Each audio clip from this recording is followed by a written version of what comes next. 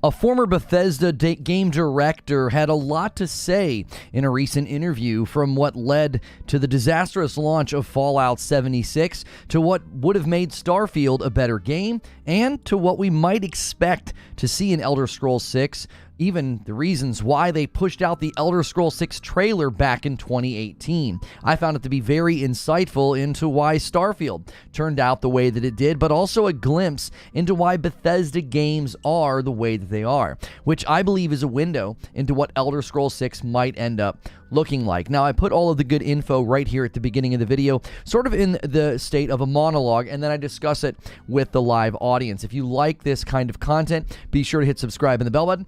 That way you do not miss the shows.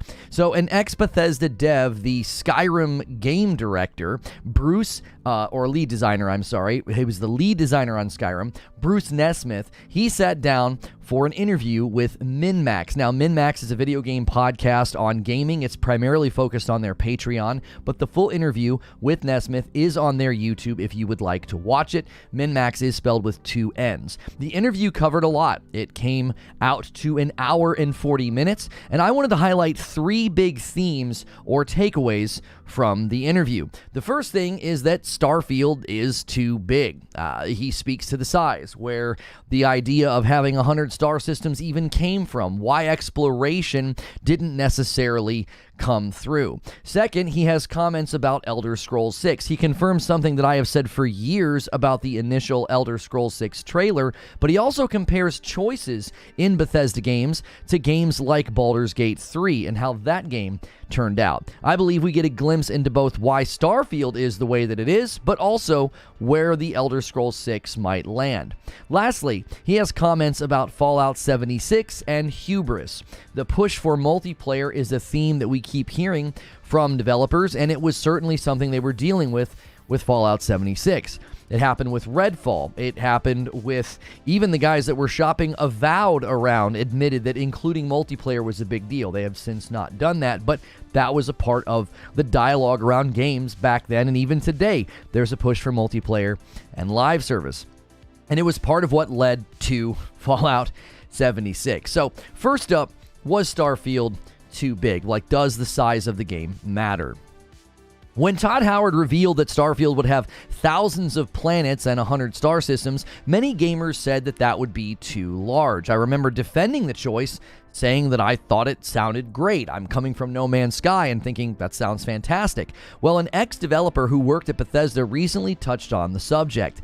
Bruce Nesmith was the lead designer on Skyrim, and he was there at the early stages of Starfield. And in an interview with MinnMax, he spoke about Starfield being better if it were smaller. He said the following: "There was a lot of discussion about the scope of the game. At one point I said, I bet this game would be a lot better if we restricted ourselves to about 24 solar systems." So it seems even before the public weighed in on the topic, it was a point of discussion at Bethesda. And PC Gamer, reporting on this portion of the interview, pointed out in their own article they agreed with that principle. There were many reviewers that touched on this, and PC Gamer had the following to say: "As PC Gamer's Fraser Brown pointed out a while back, there's just not much to see in Starfield outside of its busy quest-filled hubs. Fast travel makes it feel small, but even when you do get to walk around for hours, it's rare that you'll find something you haven't seen countless other times. Another dead moon, another nickel deposit, another pirate base." And during the formation of the game, it seems not only did Todd Howard pull the 100 star systems number kind of out of thin air, but also they knew going in that most of the activity in the game would center around a small percentage of those 1,000 planets.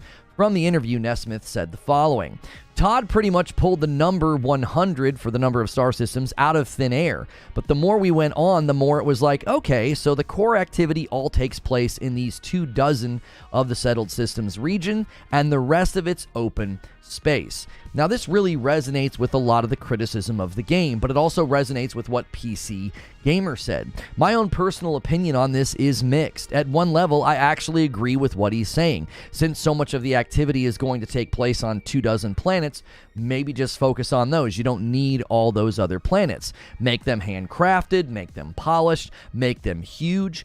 But on the other hand, I do get the appeal of using procedural technology, making a vast and somewhat realistic universe.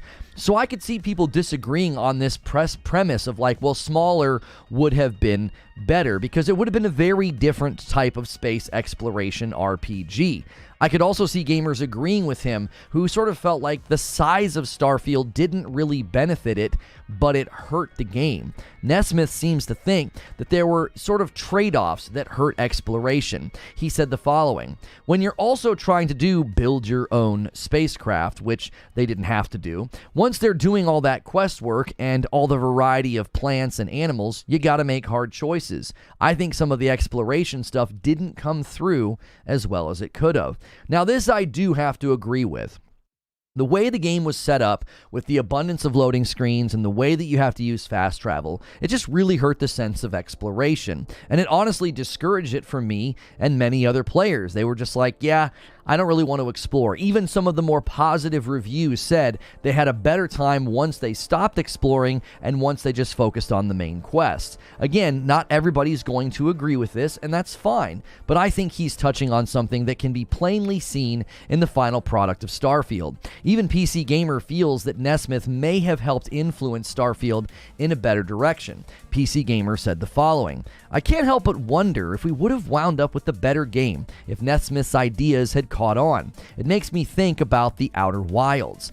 That game has a solar system and planets that are proportionately small, but it captures the wonder of space exploration fantastically. Now, this obviously rings a bit like a woulda, coulda, shoulda, right? Oh, well, if we would have done this or we could have done that, right? Because ultimately, the early trajectories and decisions set the course for where Starfield ended up. This is the game we got, right? This is it. And many people are enjoying it. A lot of us just felt disappointed with a lot of the things that came out in this interview. Because maybe, just maybe, the reverberations of Nesmith's influence, if they were still present, at Bethesda, maybe they're there like a remnant. And hopefully, lessons learned from Starfield will help the next big game, which we know is Elder Scrolls 6.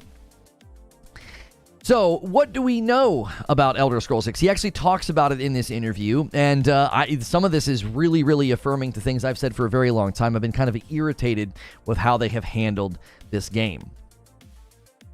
The truth behind why we got an Elder Scrolls 6 trailer in 2018 is not surprising to some of us. I've said for years that the gaming community and the video game media made it impossible for Bethesda to talk about any of their new games. Every interview managed to always sneak in the question, are you making Elder Scrolls 6? The shadow of Skyrim was stretching so far that even an interview about Doom would somehow end up asking about the Elder Scrolls 6. Well, the recent interview with former Bethesda dev gives a clear answer on why they announced Elder Scrolls 6 in 2018. Yes, it was 2018. It has been that long. It's 2023, 5 years ago. I know, it makes us very sad because that's basically a dev cycle, and there's probably another 5 or 6 years before we even get to play the Elder Scrolls 6. But when Bruce Nesmith discussed his time at Bethesda with MinnMax, he gave more than just insight into the Elder Scrolls 6 trailer. He gave insight into what Elder Scrolls 6 might look like in comparison to something like Baldur's Gate 3. Now, as a reminder, Nesmith was the design lead on Skyrim, so his input on this is a great window into where Elder Scrolls 6 may end up. So, what did he say? The first thing he said, and I'm a big fan of him saying this because I think it's spot on, is about the gaming community, the gaming industry. He says, the company took years of hits for not talking about the Elder Scrolls 6. I mean, years of hits. Because Todd's opinion, one which I share by the way, is that the video game industry has short memories. This is exactly what I want to say to people who want developers and publishers to talk about games well before they're even close to being ready. We spent years hearing about games too early, and then we would get mad when the game gets delayed, or it launches and it's clearly not ready for launch. And then when the latest round of showcases have moved away from that, they're more talking about games that are just around the corner, while everybody complains. Where are the games? People ask. 2023 is one of the best years in gaming that we've had in over a decade, and folks are still complaining about state of plays or the latest Xbox partner preview. Now, he continues this thought And I think this is why we are seeing changes to how games are being marketed. He said the following: those companies that start touting their games years ahead of time, actually, they screw themselves. The best time to start talking about it is 6 months before release. I could not agree more. Just yesterday, both before and after the Xbox Partner Preview, I was saying that I prefer this. I much prefer smaller showcases or state of plays or partner previews or developer directs, whatever you want to call them. Just talk about what's coming in the next 6 to maybe 12 months. I don't need to see a cinematic trailer for a game I won't touch for 5 to 6 or 8 years. It doesn't serve a purpose. And remember, the Elder Scrolls 6 trailer released 5 years ago. That's an entire dev cycle, and all we have is a trailer. And I remember when the trailer released, I said they only did this because they literally couldn't talk about any of their games or anything else without somebody asking about the Elder Scrolls 6. Well, it turns out that's exactly what happened. According to Nesmith in this interview, he said the following: only the fact that everybody was, the pitchforks and torches were out was what got Todd to say, yes, we're going to do Elder Scrolls 6. I promise you it's for real. It'll happen. But I'm betting you won't hear much in the way of details until a good 6 months before release. So Todd basically finally confirmed that the game was going to happen because people would not shut up about it. And what did we get? We got a trailer and nothing for 5 years. This is why the games media and the gaming community need to adjust their expectations when it comes to marketing. Nesmith thinks that you're not going to hear about the Elder Scrolls 6 until a good 6 months before release. And I hope he's right. Showing us something now serves no purpose. It doesn't serve anything. More than likely, you're going to show us something that won't even be close to what the game is in 5 or 6 years. You gave us a trailer. You gave us like a title screen for Elder Scrolls 6. That's all we need. Okay, we know it exists. Now, the other thing he touched on has to do with Baldur's Gate 3 and why I think he's already giving us a glimpse into how the Elder Scrolls 6 will turn out. He thinks that Baldur's Gate 3 is, quote, a triumph of trying to make the tabletop experience actually happen right there in the computer. But when considering Bethesda games, he said the following: the games we're making were so big, we had to take the approach of, well, everybody's got to be able to do this at some point. We can't lock off content that way. So he goes further. What he's doing is he's contrasting this against Baldur's Gate 3. He's arguing that the decisions in Baldur's Gate 3 are more meaningful. He says, you can see it in our games. You can get to be the heads of all the guilds. You can get to be friends with all the companions. You can go to all the places. Nothing is off limits. But when you play Baldur's Gate 3, you get the impression, rightly so, that this decision I'm about to make will close off parts of the game and open up others. It's meaningful. That means something. This is one of the reasons I think that Baldur's Gate 3 has received so much praise, and it's one of the reasons players have traditionally loved Skyrim, but there's often people who criticize the fact that your choices don't ultimately matter in that game. But as he concludes this thought, I think he gives us a glimpse into why Starfield is built the way that it is, and also a potential view of what Elder Scrolls 6 will be like.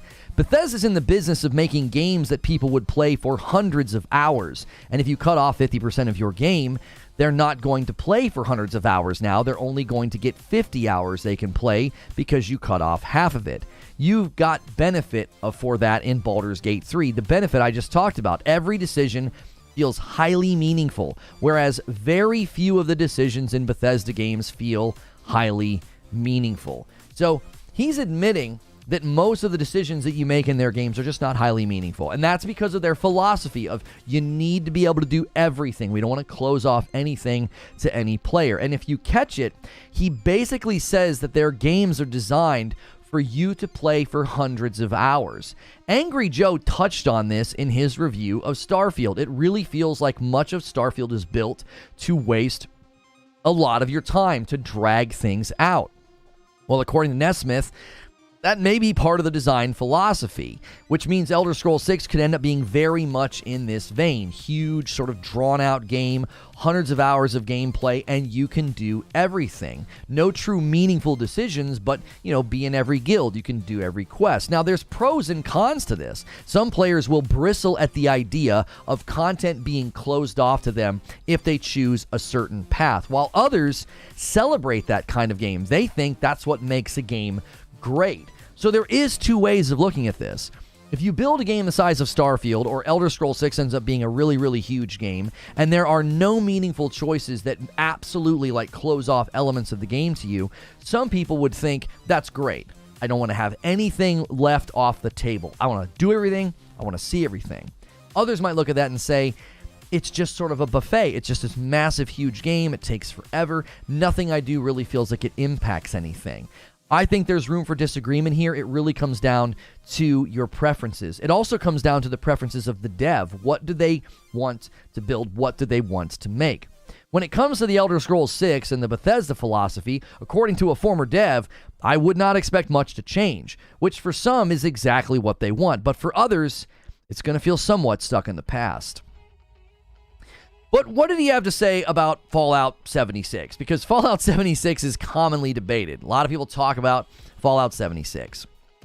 So what led to the disastrous launch of Fallout 76? It's sort of been years since the game has come out, and it's really turned things around, but it's not really remembered as one of Bethesda's greatest games. It's not just remembered as one of their worst games. It's honestly remembered as one of the worst game launches in gaming. We typically refer to things like Cyberpunk or Fallout 76 or even No Man's Sky as being some of the more disappointing or bad game launches. Bruce Nesmith, the former Bethesda game director, was incredibly frank about this in an interview with MinnMax. You can look up the interview. It's about an hour and 40 minutes long. You can go to MinnMax's YouTube channel. The full interview is there. He speaks about a lot, but specifically Fallout 76, he had some very interesting things to say. Now, a lot of what I'm going to say that he refers to, it might sound familiar. You might suddenly feel like you're having deja vu. Maybe you've heard this before, like the term BioWare magic. And when we learned about what happened to Anthem, the idea that they believed everything would kind of come together at the end, right? BioWare magic. We recently learned that's not unique to BioWare. The term arcane magic was used. At Arcane, leadership thought that Redfall was all going to come together in the end. Once final art was implemented and the game launched, it was really going to jump through the ring of fire and be an amazing game. Well, we all know how Redfall turned out, and we all know how long Anthem lasted. Well, it seems this is a common sickness among developers, the sickness of hubris or overconfidence. Nesmith didn't really hold back in admitting that this is what happened with Fallout 76. His lengthy answer, I believe, is very telling. He said the following: "To a certain extent, our own hubris caught up with us. We had so many, not just successes, but literal Game of the Years, industry-wide accepted Game of the Years, not just in our own heads or in two little magazines over there, but everybody is saying this is a Game of the Year. We started to talk ourselves into the fact that we were infallible. There was nothing we couldn't do, and clearly that's wrong." Now, you can almost sense this in the marketing. If you go back and you watch the marketing for Fallout 76, there's kind of a swagger, right? Yeah, we're Bethesda. This is Fallout, 16 times the detail. It just works. And the interesting thing about this is the push for multiplayer. Unlike what we saw with Redfall, that push to multiplayer, right? ZeniMax wanted a multiplayer game, and the devs were like, we don't really know if we want to do a multiplayer game. We don't know if we're equipped. And then there was a recent documentary, the makers of Avowed, that game's not out yet, they admitted that when they were shopping the game around for publishing, that including multiplayer was a bit of a good buzzword to include. Well, this time, the push for multiplayer came from the players. According to IGN, Nesmith said it was the players asking for multiplayer game that led Bethesda director and executive producer Todd Howard and the team to create Fallout 76 over any influence from executives. So, we can blame the players this time, right? Because this wasn't some executive that said, hey, we need multiplayer. We need a game that's going to last. We want to get those microtransactions. And this was a player thing. And really, can you blame the players? We all loved Skyrim. We all wanted to play that with our buddies. I remember playing Skyrim and being in a party chat on Xbox and talking to my friend about what I was doing. Well, Elder Scrolls Online kind of offers that to a degree. So why not Fallout, right? Well, it's not that simple. Nesmith said the following. It was like, it's going to be the same Fallout. All we have to do is add multiplayer. And with those words, we started down a path that was not as successful as we had before, because it's not just adding multiplayer. Turns out it's adding so much more. So similar to how ZeniMax thought that, Arcane could just sort of do a multiplayer game, it's not that simple. But the good news is Nesmith did refer to Fallout 76 as being successful now, and debating whether or not it's successful, that's a different subject. I do think they have clearly dedicated time, energy, and resources to turning that game around. Many people have said it's a very different game, it's very enjoyable, and I think that's admirable. But it begs the question, with that happening to Fallout 76, with how difficult that was, will they ever try multiplayer again after that?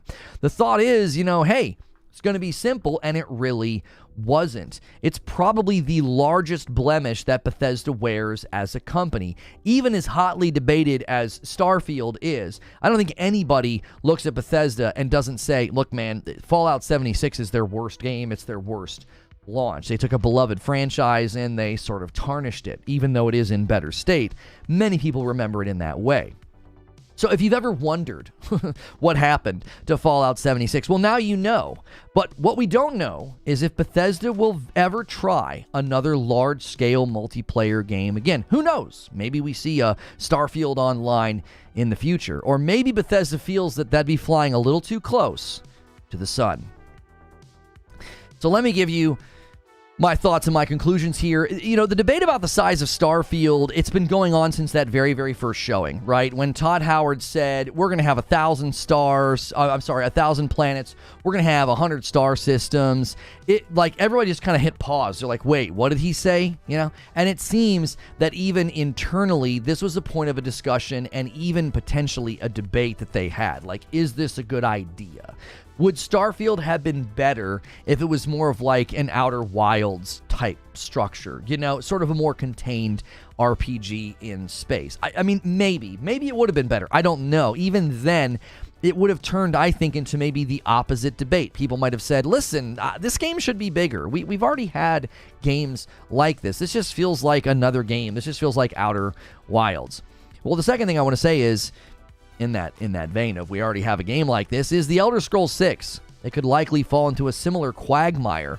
Do you make the game enormous, or do you make it more reasonably sized? Do you let players have true, meaningful, game-altering choices, or do we just let everybody join every guild and play every quest line? I think Nesmith basically told us what we already know. Elder Scrolls 6 will very much be a sequel to Skyrim. I believe that philosophy of we want people to play for hundreds of hours, we want them to be able to do everything, I believe that will carry into the Elder Scrolls 6. And that's either a good or a bad thing depending on what the player wants. I, for one, would love to see them take bigger risks. And yes, players would complain, but I don't want a safe Skyrim sequel. That's a lot of S's. My conclusion is this: game development is hard.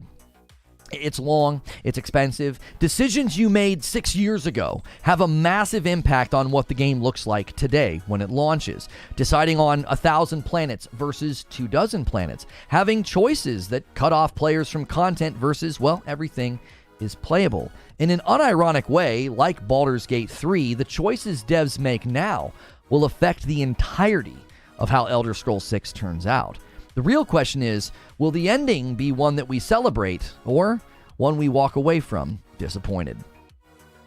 And that's the show open. Thank you guys so much for being here today. I thought this interview was great. I loved the candor. I loved the honesty. I just think it was so insightful into how Starfield turned out the way that it did. But also, I think it's insight into where Elder Scrolls 6 will likely land. And that could be great, that could be bad, depending on who you are. And starting off the day right, Han shot first, and so did you. The first member drop of the day, a 5-bomb from Alex, setting us up nicely, teeing up a big 20 bomb if somebody wants to slam it home that early, that fast. Currently, we're working on a milestone for community game night. We have 2450 members. 2750 is the next milestone. You guys could easily hit that. You guys have gone crazy before. I guarantee you we could hit that today.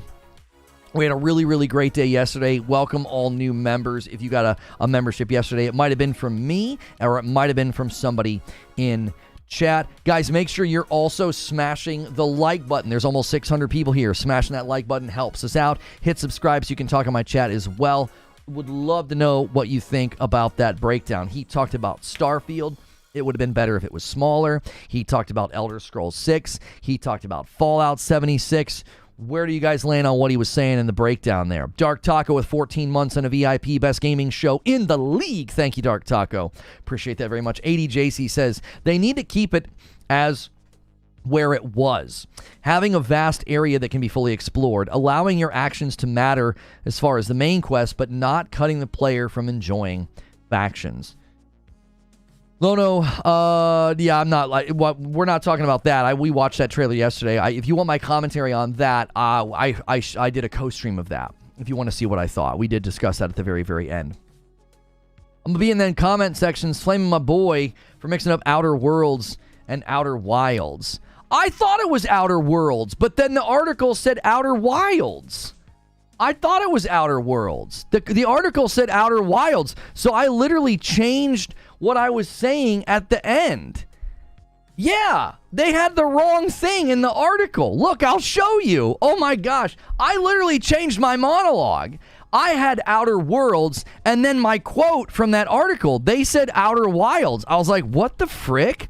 I was like, that's not right. Look, I'll show you. That's so irritating. I knew I had it right. Look, right here. This red part, I copied directly from the article. It says, makes me think about the Outer Wilds, right? Look at what I wrote. Look at what I wrote. Hang on.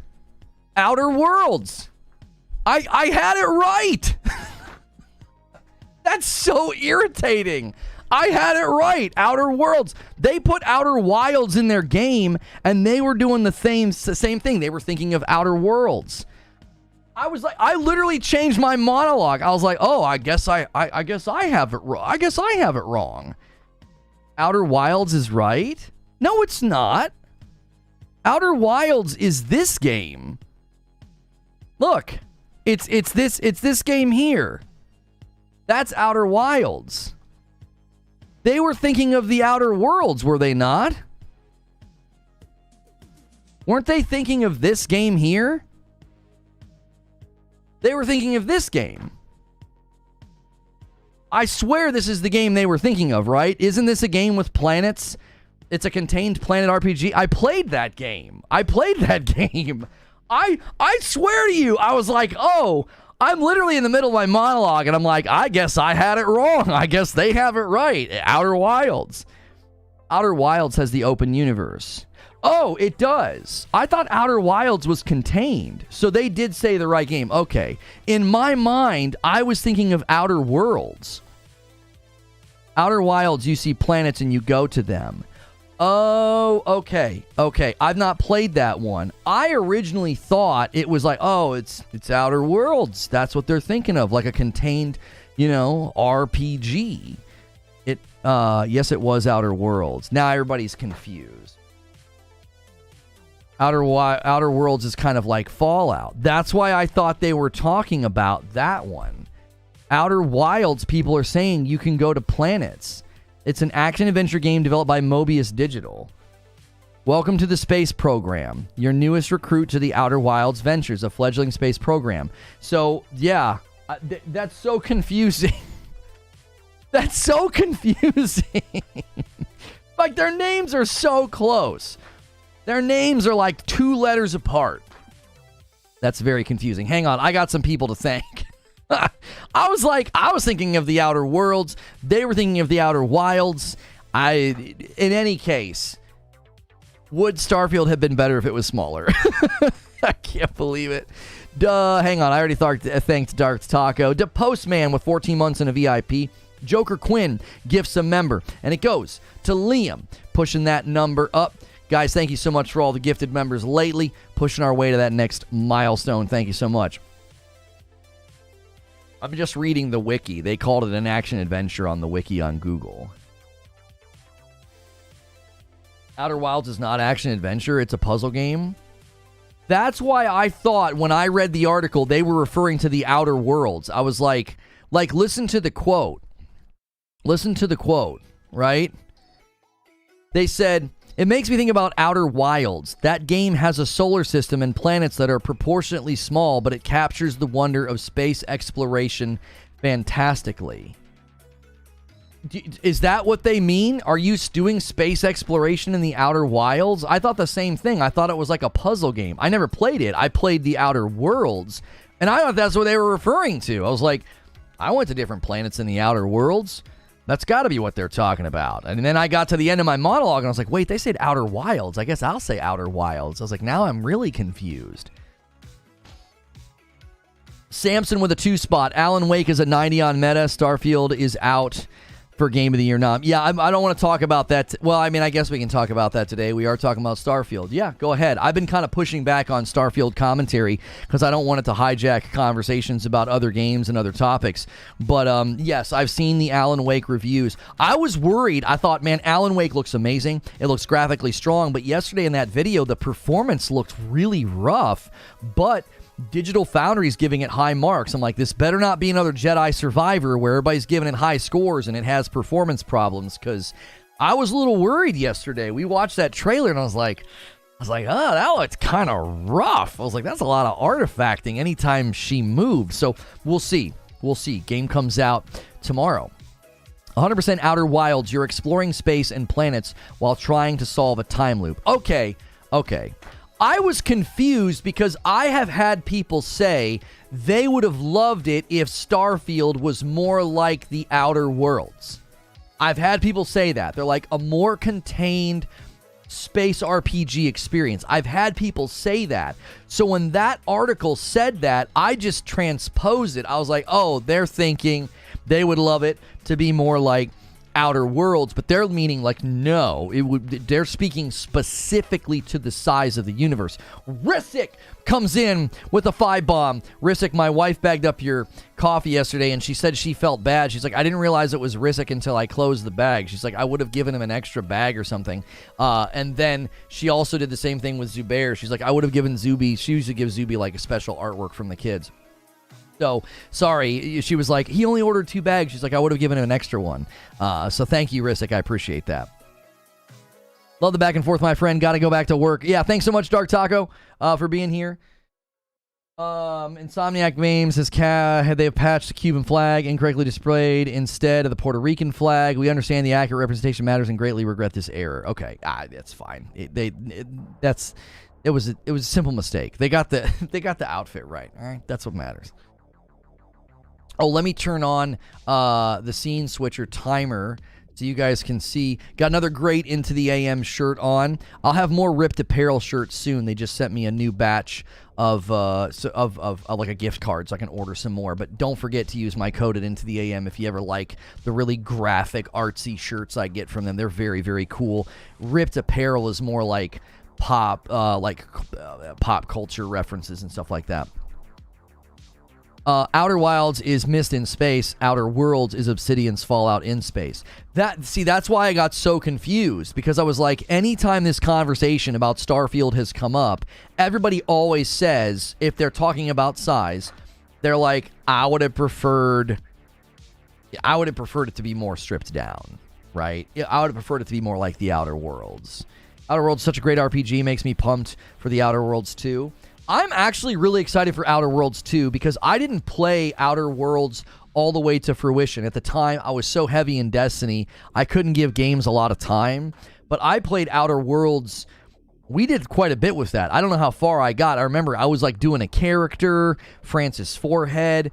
We were having a lot of fun with it. It looks like the Alan Wake scores are dropping a little bit. PC was 96 and now it's a 92. OpenCritic was like a 90 and now it's like an 89. So it is dropping a teeny bit. Not by much, but it looks like it's going to settle into the high 80s. Only problem I have with Outer Worlds are the unique weapons. Like weapon scaling is crap. Okay, here's somebody saying, Thanero says, as a person who played Starfield, Wilds, and Worlds, Wilds has the best space exploration despite being indie and a smaller game.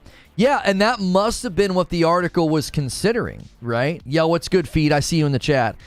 You know, that must have been what they were considering, is they were purely talking about shrinking the game down so that exploration was better, right? Because Nesmith, the Skyrim guy, he's like, this game should have been smaller. It would have been better if it was smaller. Exploration didn't really come through. You know, I think in his mind, this is essentially what he was arguing. You got 1,000 planets, but most everything's happening in these 24. He's like, let's just focus on those 24. That was like his thinking. Todd's thinking was, I want this to feel like space. There's so many planets. They're barren. There's ice balls. There's nothing out there. And that's just a philosophical difference. Nobody's right or wrong. You know, as I said in the show open, I thought that you could come to a game like this and say, if they would have only done like 24 planets, there would have been people that are like, it's not big enough. This doesn't feel like a space exploration game. Or they would have just said, this is a lot like Outer Worlds. This is just like Outer Worlds, right? This is just like Fallout in space. And I think there would have been people that were like, no, this is great. And then switch it around. How it is now, people are like, I wish it were smaller. I wish it were more like the size of like Outer Worlds. And there are people who are like, no way, this is great. We can go anywhere. There's tons of planets. There's all kind of random things that can happen. I don't think there's a right or a wrong answer. It all comes down to preferences. I feel that when you play something like Phantom Liberty, you get a glimpse into what you get from a game like this when you go more handcrafted, as opposed to, you know, quantity. You know, Mark Miller Feed says, guys, hit that like button, everybody. Everyone who's played a Bethesda game should know what to expect from their games. Choice has never really made a difference in their games. The emphasis of Starfield was due to its size. Oh, the emptiness of Starfield is due to its size. Well, yeah, we can talk about that because he did touch on that. He touched on your choices mattering. He compared Bethesda games to Baldur's Gate 3. And in his mind, your choices are more meaningful. He's like, your choices aren't really he used the phrase highly meaningful. He wasn't saying they're not meaningful at all. He was like, your choices aren't highly meaningful in Bethesda games. And I think that that's fine as long as that's your expectation. If you're expecting like highly meaningful choice, like in Baldur's Gate 3, if you make a choice, I had people telling me this yesterday. They're like, dude, if I chose this one thing, there's all sorts of stuff I don't get to do. There's entire pieces of the game that are closed off to me. And they said, I love that. Now, there were other people in the chat that said, I would hate that. So it really comes down to the player. It's like some players will absolutely bristle at that. Like, what? If I go with this faction, I can't do any of that over there? Now, I want to push back on something Nesmith said in the interview, though. I want to push back. Because he says, you know, these games are designed, Bethesda games are designed for people to play for hundreds of hours. And if you let people make decisions that close off half the game to them, you're going to end up with a game where they only put 50 hours. And I think he's wrong. I think if you properly build a game like Starfield, where your choices close things off to you, and you also include New Game Plus, I think he's wrong. Sure, they might have a single playthrough go a little bit quicker because certain things were closed off to them and it caused them a more expeditious ending, or they're more quickly willing to just kind of roll things over into New Game Plus. But if you're looking to play hundreds of hours in Starfield and they had meaningful choices that closed off factions and quest lines and storylines to you, but you could roll over in the New Game Plus and then maybe do it a little bit differently that time around, that would still net you hundreds of hours. I think he's creating a false division. It's like, wait a minute. If you give people those meaningful choices, that doesn't mean they're only going to play for so many hours. Like, look at Baldur's Gate 3. Are people like, oh yeah, certain choices close off pieces of the game to me, so I'm not going to play. I'm done. Or, I'm going to wrap it up. No, I actually think it makes them play more. When your choices have consequences, it actually promotes more engagement because you're more invested in the story. You're more invested into the choices that you've made. This is a common misconception, I think, and I believe that this is where Bethesda needs to maybe alter their thinking on this. I think it's a misconception that if you have meaningful choices that close off content from people, they're going to play less. I don't agree with that. I think psychologically they would be more invested, more tethered to what's going on. And they would be then more prone to play a lot more. Now, we've had similar discussions about generosity in like looter shooters. People are like, well, if you're too generous, people are going to get the stuff that they want, and then they're going to stop playing. I had this discussion with people about Destiny, about Diablo, about Anthem. I've always had this discussion with people. Well, if you're too generous, people are going to get what they want, they're going to stop playing. And I'm like, no. Generosity in a looter shooter is not the enemy of engagement. It's the promoter of engagement. It will increase engagement because now you feel empowered as a player to go and get more stuff. Like the guy who was in charge, or one of the guys in charge of the Loot 2.0 system in Diablo 3, he said people went from saying, I'm just trying to get this thing to drop, to saying, I'm trying to get a good version to drop. Why? The game's being very generous and they feel empowered. I think similarly, this idea that, meaningful choices that cut players off from pieces of the content, yeah, that's going to cause people to play less. And I'm like, no, it's not. No, it's not. Now, it might cause like a super casual to play less, but they're not going to play hundreds of hours anyway. They're casual. They're going to feel that sort of choice paralysis. They're like, well, I don't know who to go with, so I don't. And then they're just going to stop playing. Pretty sure they have the data to prove what people actually play. How do they have the data to prove that, Thanaros? Have they ever done the antithesis? If they've never done the antithesis, wouldn't Baldur's Gate 3 be pretty strong evidence that what they're claiming is incorrect? That when you give people really strong, meaningful choices that alter the state of the game or where you can go and what you can do, look at how many people are playing. Look at how many hours people are putting into the game. I think you're creating what's referred to as a false dichotomy. You're saying it's either this or this, and it's like, no. Yeah, we either give them meaningful choices or people are going to play less. And I'm like, I don't think so. I think different players would play less and different players would play more, and it would all come out in a wash. In my mind, it would equal out. It might even, I think, trend higher. I think it would trend higher. I think more people would play longer because they feel more invested in the story. It's their story. And then they're like, I want to do another play session. I want to play that again, and I want to do everything differently this time.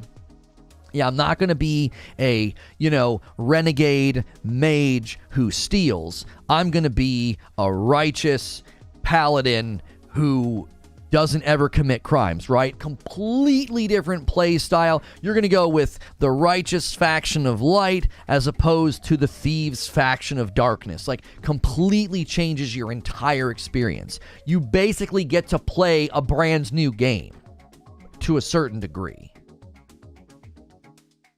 Eugene says, I think big open world games have an inherent issue with replayability. Having to start over and re-level and go through boring openings. New Game Plus can help a bit, but it doesn't account for everything.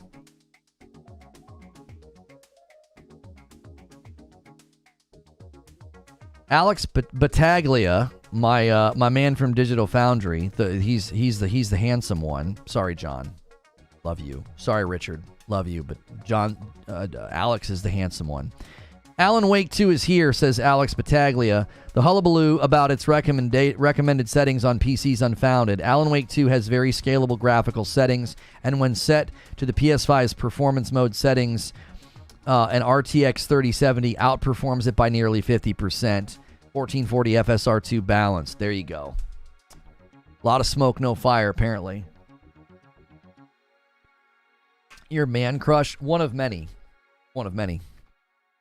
I just think he's a handsome man. I'm comfortable enough to say it. I like Starfield for the most part, says Nathan. But the big thing for me is that if they made it smaller, they may have been able to make exploring a bit more worthwhile and fulfill more of their promises. Yeah, and this is where I do agree. I actually do agree with Bruce Nesmith, the guy that did the interview. His contention was, if we would have done like 24 planets and stopped, so think 25. Let's just go with 25. If they would have done 25 planets, you could have had more of those experiences like you had in Skyrim, where you're like, I got to go to this planet and talk to this person. And you're like on your way, and you're like, what's that? And you go and you investigate it, and it's just some random cave made by a worm. And you're going down and you're looking, and you discover this whole thing, this whole side quest, where these worms need to be hunted, because if not, they're going to roll back all the terraforming of the planet, and then the planet will be destroyed. And in the meantime, while you're doing this, you harness the power of their abilities of worms, and you get these cool, like, mining weapons. Like, they could have done more of that. Now, again, I'm not saying that's a better game. I'm saying that's a game I would have enjoyed more. I think it's a preference thing. Yo, Rissick coming in, gifted a member. Doc says, I just come in, you calling someone handsome? Must be talking about me. I'll say it. I'll say it. You got the looks. I think your brother got the brains. You can kind of see that. I have a big forehead, so does he. So, that's evidence of big brain. You got the looks though, Doc, And when you're not as smart as your brother, you kind of need it, You need that to take you a little far. I try to keep a straight face. You need that to take you a little bit farther, You got to make up. You got to make up for being a dum-dum, Just an adorable dum-dum. I love both you and P-Rock. I know I can get away with it. I know I can get away with that, okay? I know I can get away with that. I love you both. You're good people. Oh, man. In Hogwarts Legacy, I explored every inch of the world. In Starfield, I quickly got to the point where I just went to the waypoints because there's rarely anything worth finding or wandering off. It's quite a large weapon he has there. Yeah, I told you, he's a handsome man. The backhanded compliment, that's right. With the crazy hype they got behind this game, failing shouldn't have been an option. It only hurts the credibility. I wouldn't say that Starfield has failed. I would say I think they fell short of expectations. I think that's fair. I think even a lot of the people who like the game would admit it fell kind of short of some of the expectations that people have had. Like, even the people that are enjoying it are like, these loading screens are a bit of a bummer. 30 FPS is a bit of a bummer. Exploration's kind of not what I thought it was going to be. They're still having a good time, I was honest yesterday about Spider-Man 2. I was like, this game's got some jank in it. I was like, I love this game. It's my game of the year, but it's got some jank in it, Like, even if you love a game, you can be honest about its shortcomings. Getting soft lock on a mission and having to refight a room of people? Come on now. That's Insomniac. I expect better. When you have the history that Bethesda has, I think people expected, better. And I think that's fair. I don't think that says, oh, the game failed. It flopped. No, it just kind of fell short. It wasn't, a lot of us thought we were going to get No Man's Skyrim, and we got Fallout 5 with spaceships and planets, That's not a slam or a cheap shot. That's my expectations was this over here, and I didn't get that. I got something else, which is why it didn't land on me. There are people that they just wanted another great Bethesda RPG, and they're like, I got it. I got that. I'm thrilled. They're happy. They're super happy. If you have bugs, you're playing the game wrong. Hey, Doc. Come on now. There's guys out here faking bugs. I saw a guy this morning faking bugs. He's like, I can't jump off the building. You're going to get community noted, and you're going to farm the impressions and make money from it. It hurts my skull that that's like a thing, but Now, Lono, it's not how big the brain is. It's how smooth it is. Alex with a $5 super chat. Thank you so much. Did you say Spider-Man 2 is your game of the year? Yeah, it's my game of the year. Yeah. Jedi Survivor was my game of the year up to that point, but oh, yes. Oh, yeah. It has a lot of advantages, right? I'm biased because I like that kind of game. Open world action adventure games, that's like my jam. It's like that's there's so much bias there. It's like that's my preference. You know what I mean? If you're like, what's the best restaurant on this street? If your favorite food's pizza, it's very likely you're gonna be like, this is a pizza place. You know? The bias is strong. You're like, wow, I love me some pizza, and you're gonna pick the pizza place.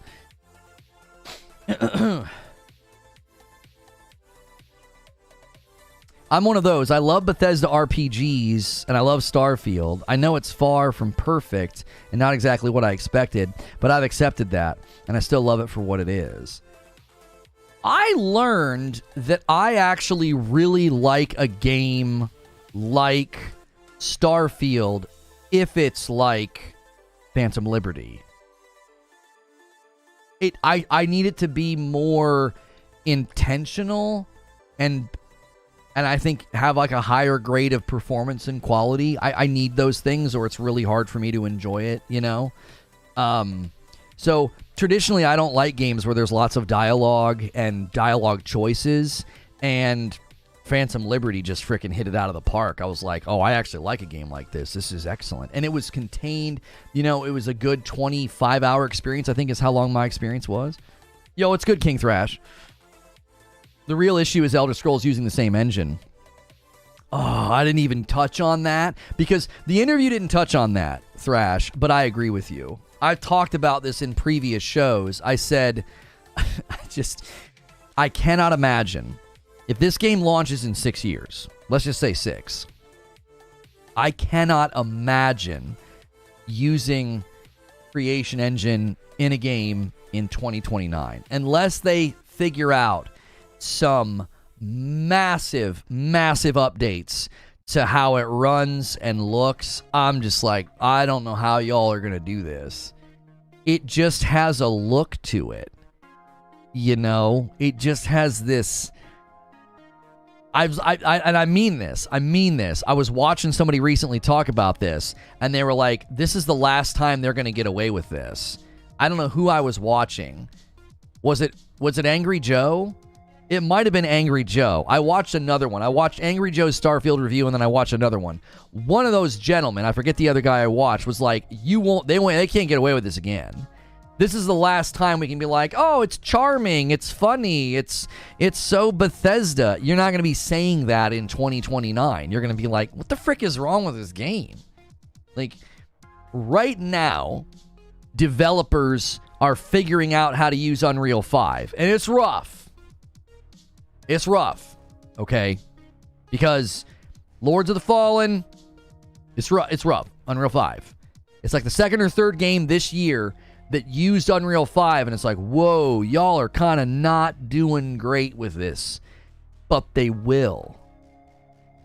They will. Like, look at what they're doing with Unreal 5, with like just the first couple of games that are taking the shot.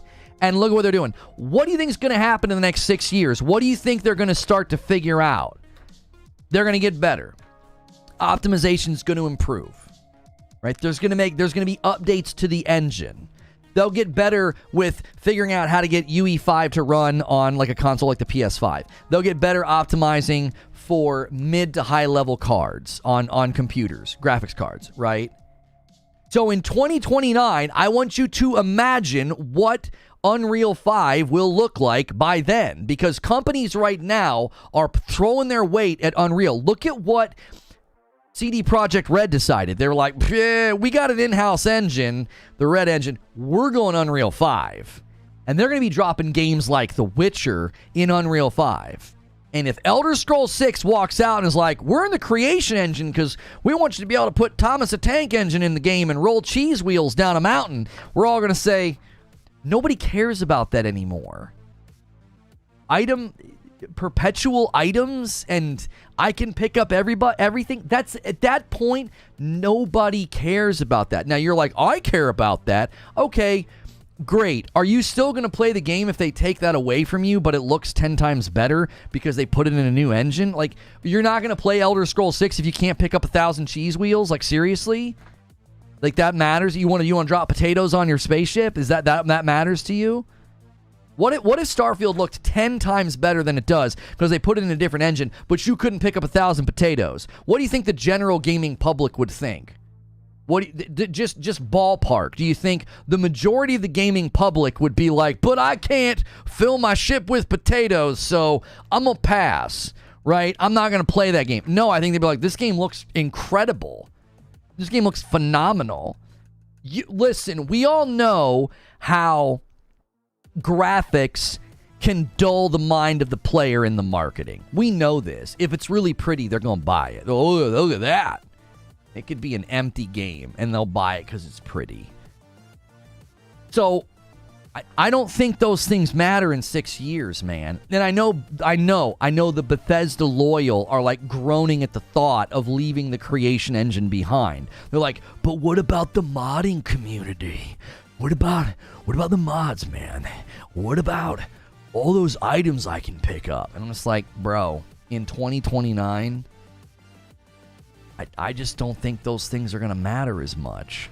I think you're going to want to have broad commercial appeal. You're going to want to have maybe broader commercial appeal.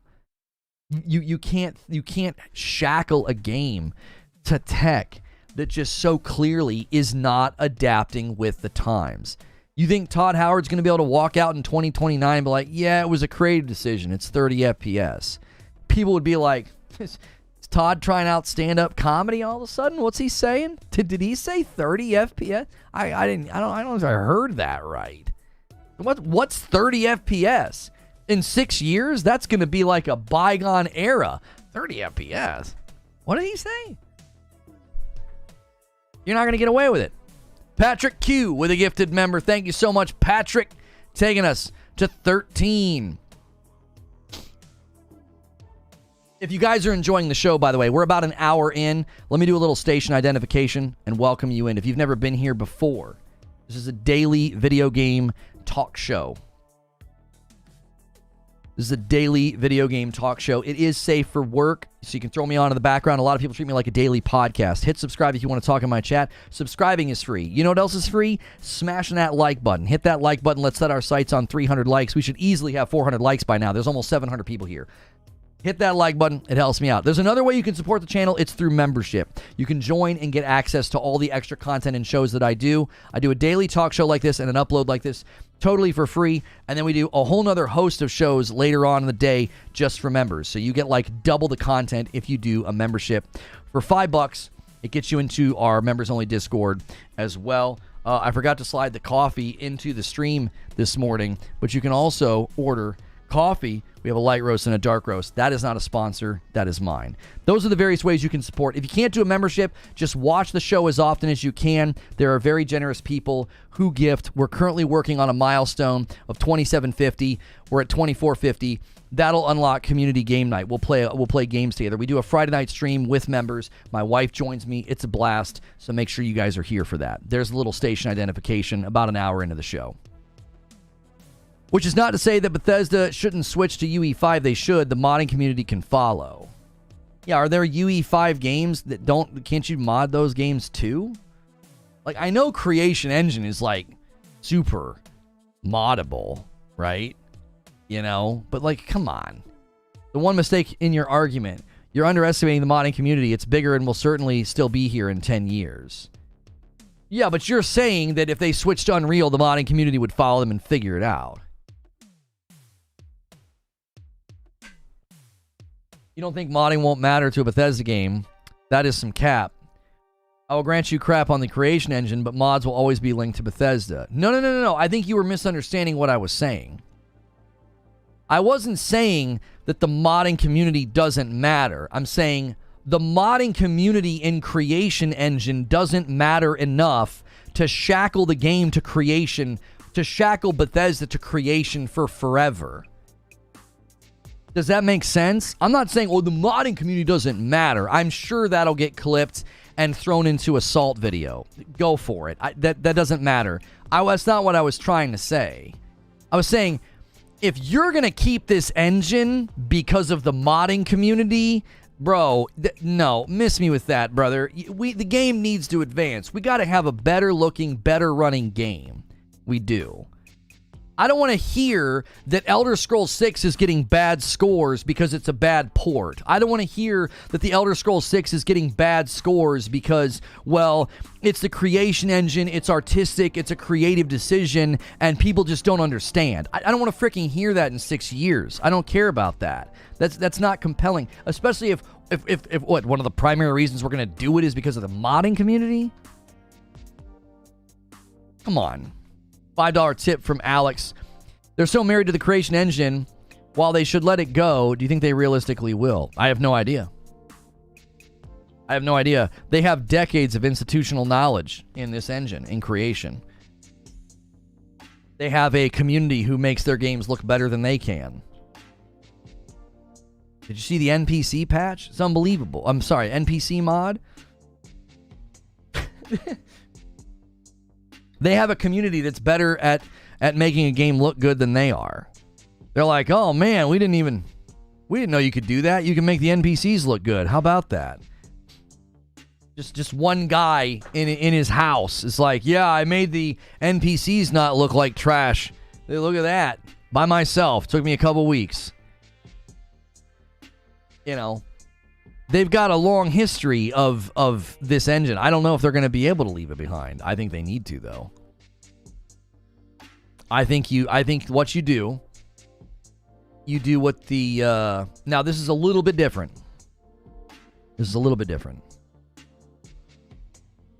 I think they do what the Gears guys did. Coalition's like, look, y'all, we're going nose down. We're going to convert everything to Unreal 5. Right? We're going nose down. We're going to convert everything to Unreal 5. Now, that's a little unfair because they're already using Unreal. So it's a little bit of a shorter process, I'm sure. But that's what I think they need to do. I think Bethesda needs to commit to being like, listen, this is going to be tectonic and it's going to be painful. It'll open us up, though. It'll open us up to be able to hire more people. There's more people out there that are going to be able to just fold right into the community, fold right into the studio. They're going to have years of experience in Unreal. Let's switch. Eugene says, less than half of Starfield's playtime was on PC. Don't tell me the modding community is so important to hold back the base game evolving. Oof.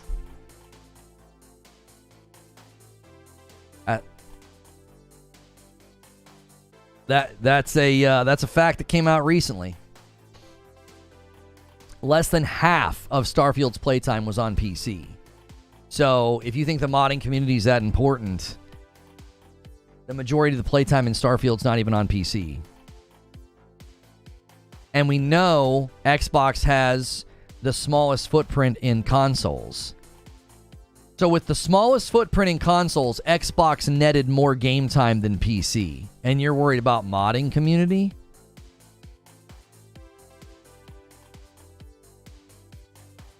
No disrespect to the modding community. I think they're impressive. I think that what they do is cool and admirable and driven by passion. I think all of that's respectable. I don't think it's compelling enough to say the game that people have been waiting for us to make for, when it comes out, over a decade. It's been 5 years since the first trailer of Elder Scrolls 6. You think they're going to wait all that time and be like, people have been waiting this long for us to make this game, but what we really need to do is make sure we keep the modding community happy. The minority of the people who play our game. We need to keep them happy. I think that's a grave mistake. And that's not disrespect to the modding community. That's just business, man. Like you got to choose what's best for the game, the franchise, and the company. Not what's best for a small portion or a slice, maybe not even say it's small, a slice of the community of Bethesda gamers. Like, oh, you gotta make sure the modding community's happy. You trying to sell games, or you trying to keep a bunch of dinosaurs happy? Like, which is it, right? Like, what are we doing here? Thrash says, I don't think Todd wants to pay Epic royalties. I mean, listen, if CD Projekt Red can walk away from their own Red engine and say, yep, Unreal 5's it for us. If they can do that, you know, what do you make of the Starfield reviews on Steam being on a downward trend? Oh, you mean this? You guys want to see something? I'm sure this is because it's a bad port. Like, if I put my thinking cap on and I try to deduce what this means, I think that's the only conclusion I can come to, guys. This is clearly a bad port. You guys want to see this? Look at that. The last 13,000 reviews is 60%. Overall, 71, but 60%. So the longer the game's been out, it's been patched.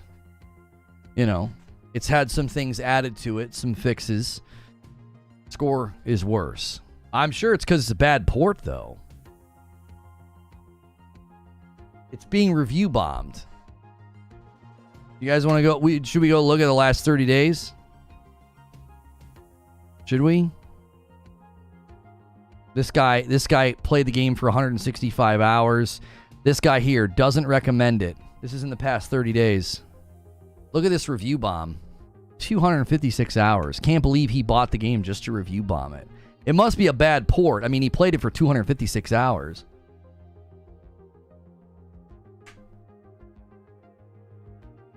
I mean, you know. Oh, here's another one. I'm not even tripping. I'm just scrolling. Here's another one. Within the last 30 days, he posted this on September the 28th. 138 hours. Just another review bombing, you know, bad port player, you know. 138 hours of a bad port. Here's another review bomb. 259 hours, you know. Like, clearly there's bias going on here. Clearly it's a bad port, you know. People always put hundreds of hours into bad ports. Like the Last of Us port, you know, when it got really bad scores, everybody waited to give them those bad scores. They played for like hundreds of hours first. That's what people do with bad ports, guys. That's just the truth, you know. The Jedi Survivor has really bad scores on Steam, and I'm telling you, people waited. They put in a couple hundred hours before they gave them those bad scores because they really wanted to make sure it's a bad port. That's commonly what PC gamers do, don't you know? That they play a bad port for hundreds of hours. You know, they want to make sure. They don't want to give it a bad score in a brash way. Except everything I just said is ludicrous, because what PC gamers typically do to a bad port is they eviscerate it, and it gets bad scores right away.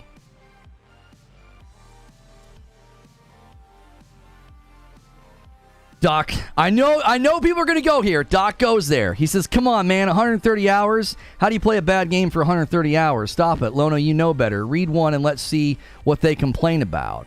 Sure. I've not even scrolled. This is unplanned.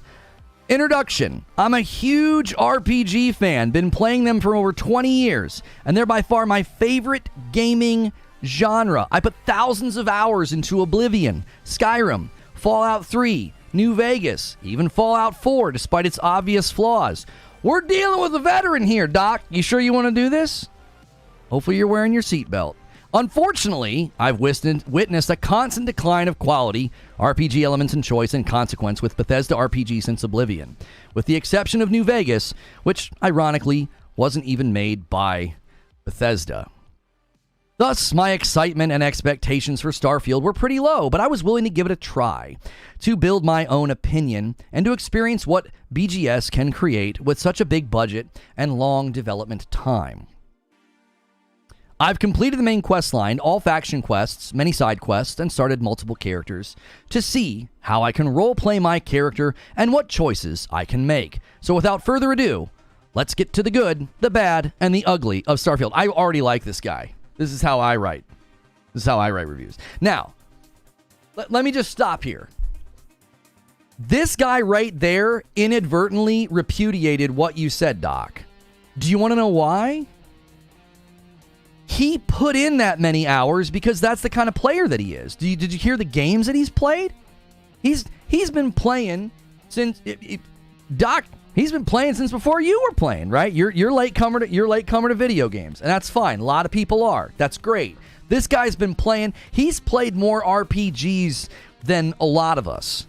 Oblivion, all the way back to Oblivion, Skyrim, Fallout 3, New Vegas. This guy's got a gamer card. You know, he's got his punch card ready to go.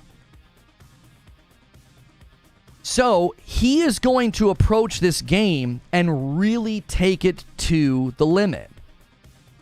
He's not going to just play it for 10 hours and be like, I'm out. This isn't good.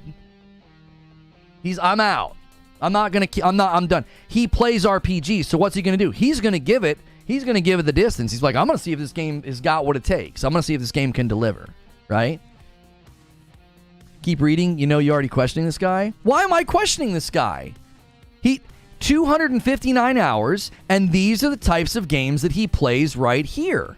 So he is the type of player to not bail on a game quickly. That's the kind of player that is. He's not going to play for 10 hours and be like, it's terrible. Right? It's terrible. I'm not going to play this game. He's going to go the distance. All right?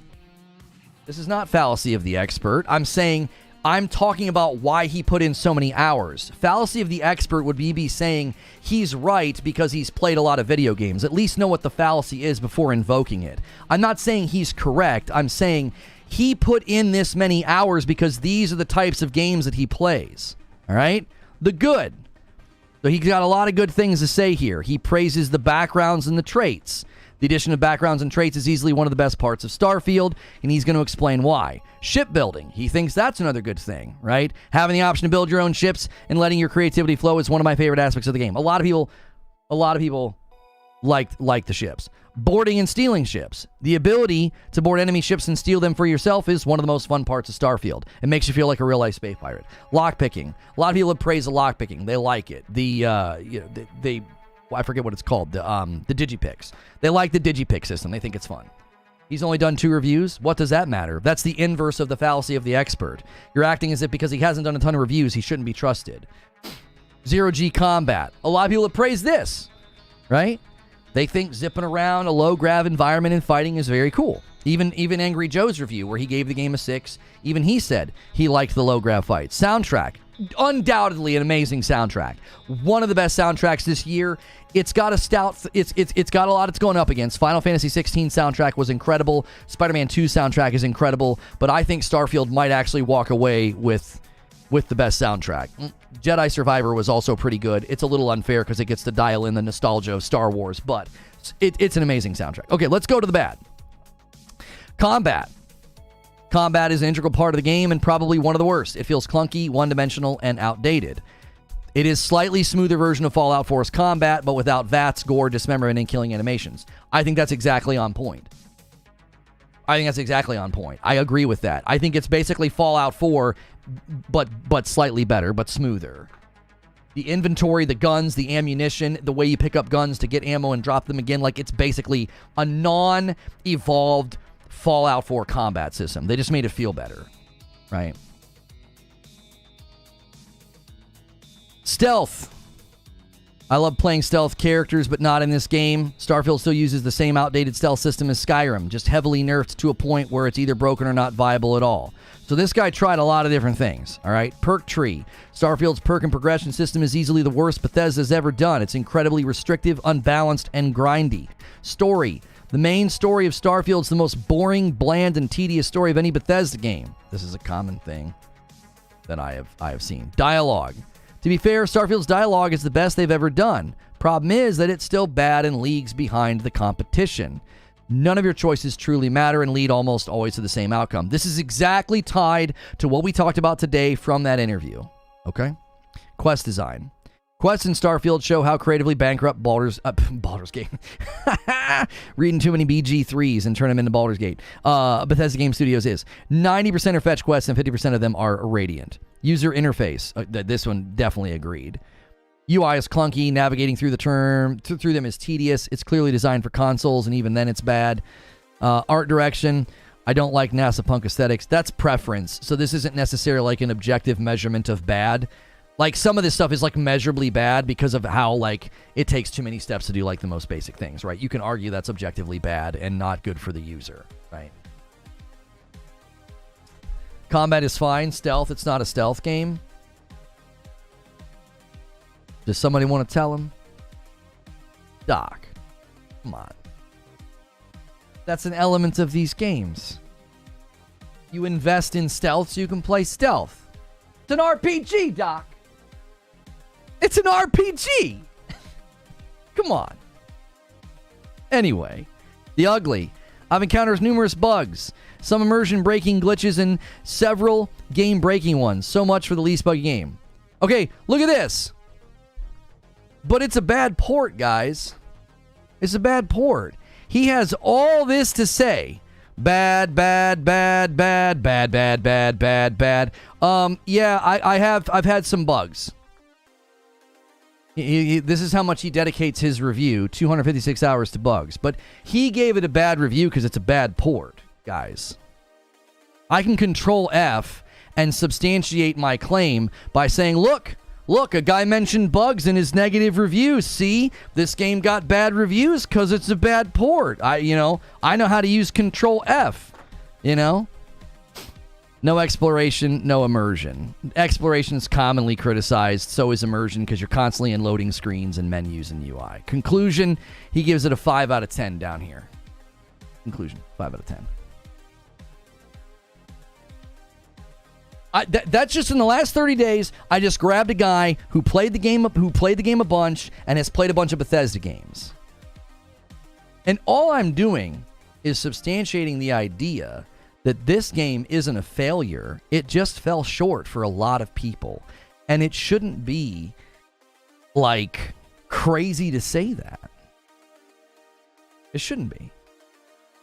It should not be this like, oh my gosh, I can't believe this guy said this. I can't believe this guy left this review. He recommended a game that he played for 130 hours. Let that sink in. He unrecommended a game. Doc, here's the problem with what you're doing.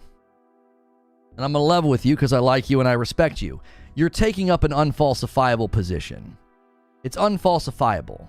Because if the man only played for 10 hours, you would just say he didn't play it enough. He'd be like, I've played a bunch, and that guy didn't play enough. He didn't make it to all of the treasure trove of greatness that's over here. He didn't play enough. But when they play a lot, you're like, there ain't no way somebody played 130, 260 hours and then unrecommends the game. Why not?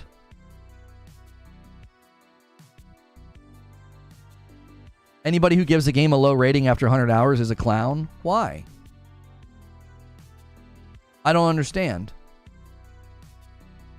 So we invalidate his opinion because he did the due diligence of checking every system, every gameplay type that might be good. Well, if you play it this way or that way, if you make it to this point, if you make it to that point, you're invalidating his opinion simply because he played a bunch. I find that to be bizarre.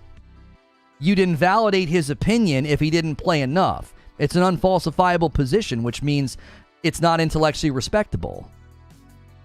He played for 10 hours and didn't like it, then I respect it. Why would he waste more time in it? I mean, you might say that, Doc, but the common theme around Starfield is didn't play enough. You can't speak on the game. And then somebody goes the distance. This guy is a big Bethesda fan. The homie's been playing since Oblivion. He puts in 259 hours. He goes the distance. He's like, there might be greatness here. You know what sunk cost fallacy is, right? You keep going because you've sunk so much time into the game and you're convinced it's going to get better. It's going to get better. It'll turn. I've played a lot. I'm going to keep going. And he gets to the end of the road and he's like, I can't recommend this journey to anybody. You know, you go to a theme park, you ride one ride and you leave. You're like, that place sucks. And people would say, you didn't even ride all the rides. How do you know it sucks? So he goes back and he's like, all right, I rode every ride. The park sucks. Don't go there. Who in their right mind would ride every ride in a theme park and then unrecommend it? Who would do that? It's like you can't win. It's like there's no way to say, I wouldn't recommend this game. There's no way to do it. Also, yes, what about people like SkillUp?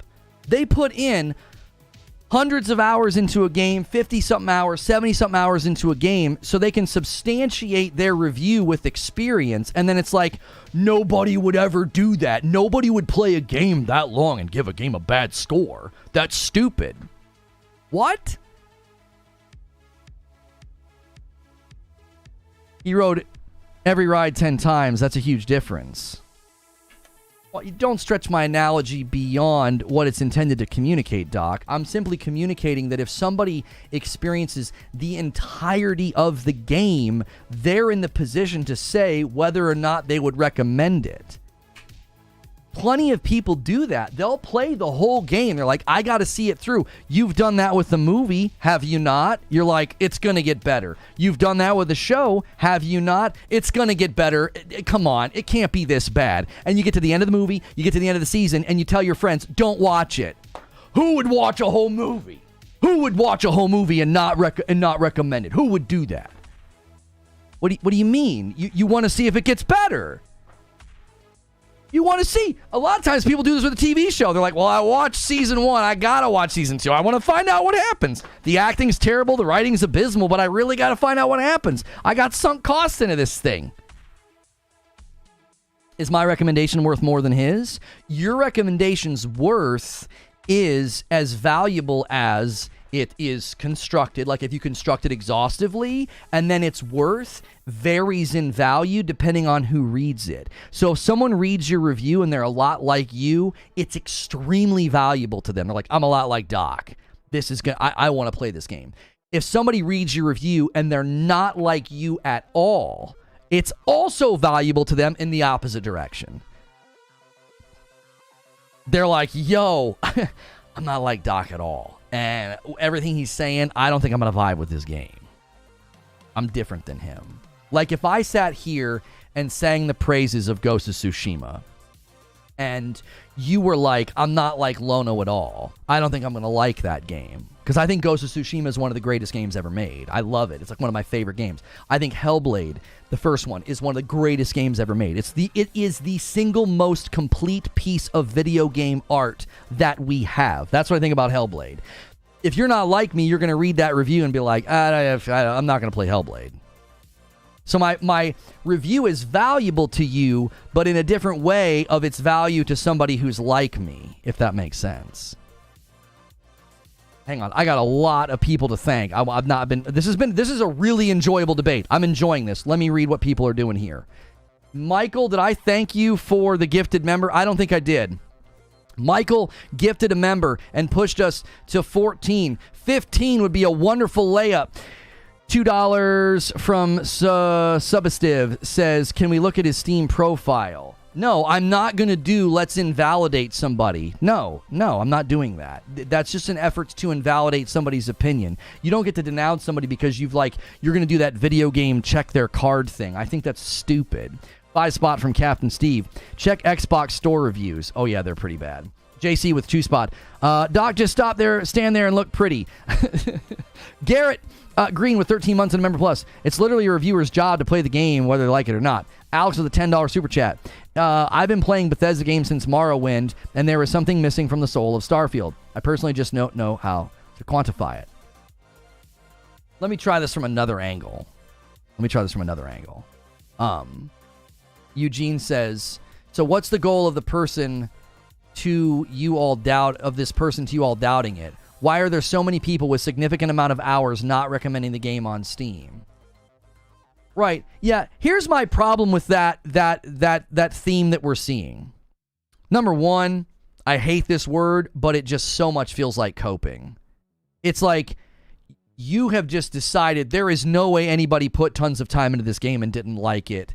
And it's like, okay, first of all, that's a very unidimensional summary of the guy's review. Why? Because he has a lot of good things to say. He has a lot of good things to say. So there were things he was enjoying. What these good things do is they keep him in the game thinking maybe things will round out. Maybe the good will start to outweigh the bad, right? You're acting like it's just this unidimensional thing where he's like, well, I don't recommend it because it's all bad. The whole game sucks. But that's not what he said. He said, there's good, there's bad. My ultimate conclusion is I don't recommend the game. The good and the bad are like tied, so it's a 5. It's like dead in the middle. DK Baker lays it up, 15 out of 25, setting it up for a 10-bomb slam home, and Ghost Boy jumps in, does his own membership, and takes us a 16. Thank you so much, Ghost Boy. I think that's the problem, is we falsely summarize the guy's review. It's like, well, he put in 260 hours. Who's going to play a game for 260 hours if they don't enjoy it? That's not a fair summary of his review. A fair summary of his review would be he enjoyed some of it, he did not enjoy some of it, and his ultimate conclusion was, I cannot recommend this game. There's too many rough edges. There's too many negatives. There's too many bad things. The good is not outweighing the bad. If I go to a restaurant 10 different times and order 10 different entrees, and I come to the conclusion and tell you I can't recommend the restaurant, and you're like, why would you go 10 times? I'm like, I wanted to try out the entire menu. Some restaurants can have 1 or 2 stinker entrees. But I come out of that restaurant and I say about 6 to 7 of the entrees are pretty bad. 3 of them are good. I don't recommend it. Your likelihood of enjoyment is bad. You're going to go and you're likely going to pick one of the things on the menu that aren't very good. Right? If you're a fan of cheeseburgers and if you're a fan of pasta, they suck at that. You're not going to like the restaurant, right? So it's like you can go the distance with something and be like, there's good, there's bad. The bad outweighs the good. I can't recommend this thing. I wanted to see it. I wanted to stretch the game to its limits. The dismissal of the reviews of Starfield has got to be psychologically analyzed because it's just so interesting to me. Just so interesting to me. To see veteran Bethesda players put in the time, put in the work, write a thoughtful review, and then ain't nobody playing a game for 200 hours that didn't enjoy it. What? What you mean? What do you mean? Plenty of people do that. They want to see if it's any good. You know?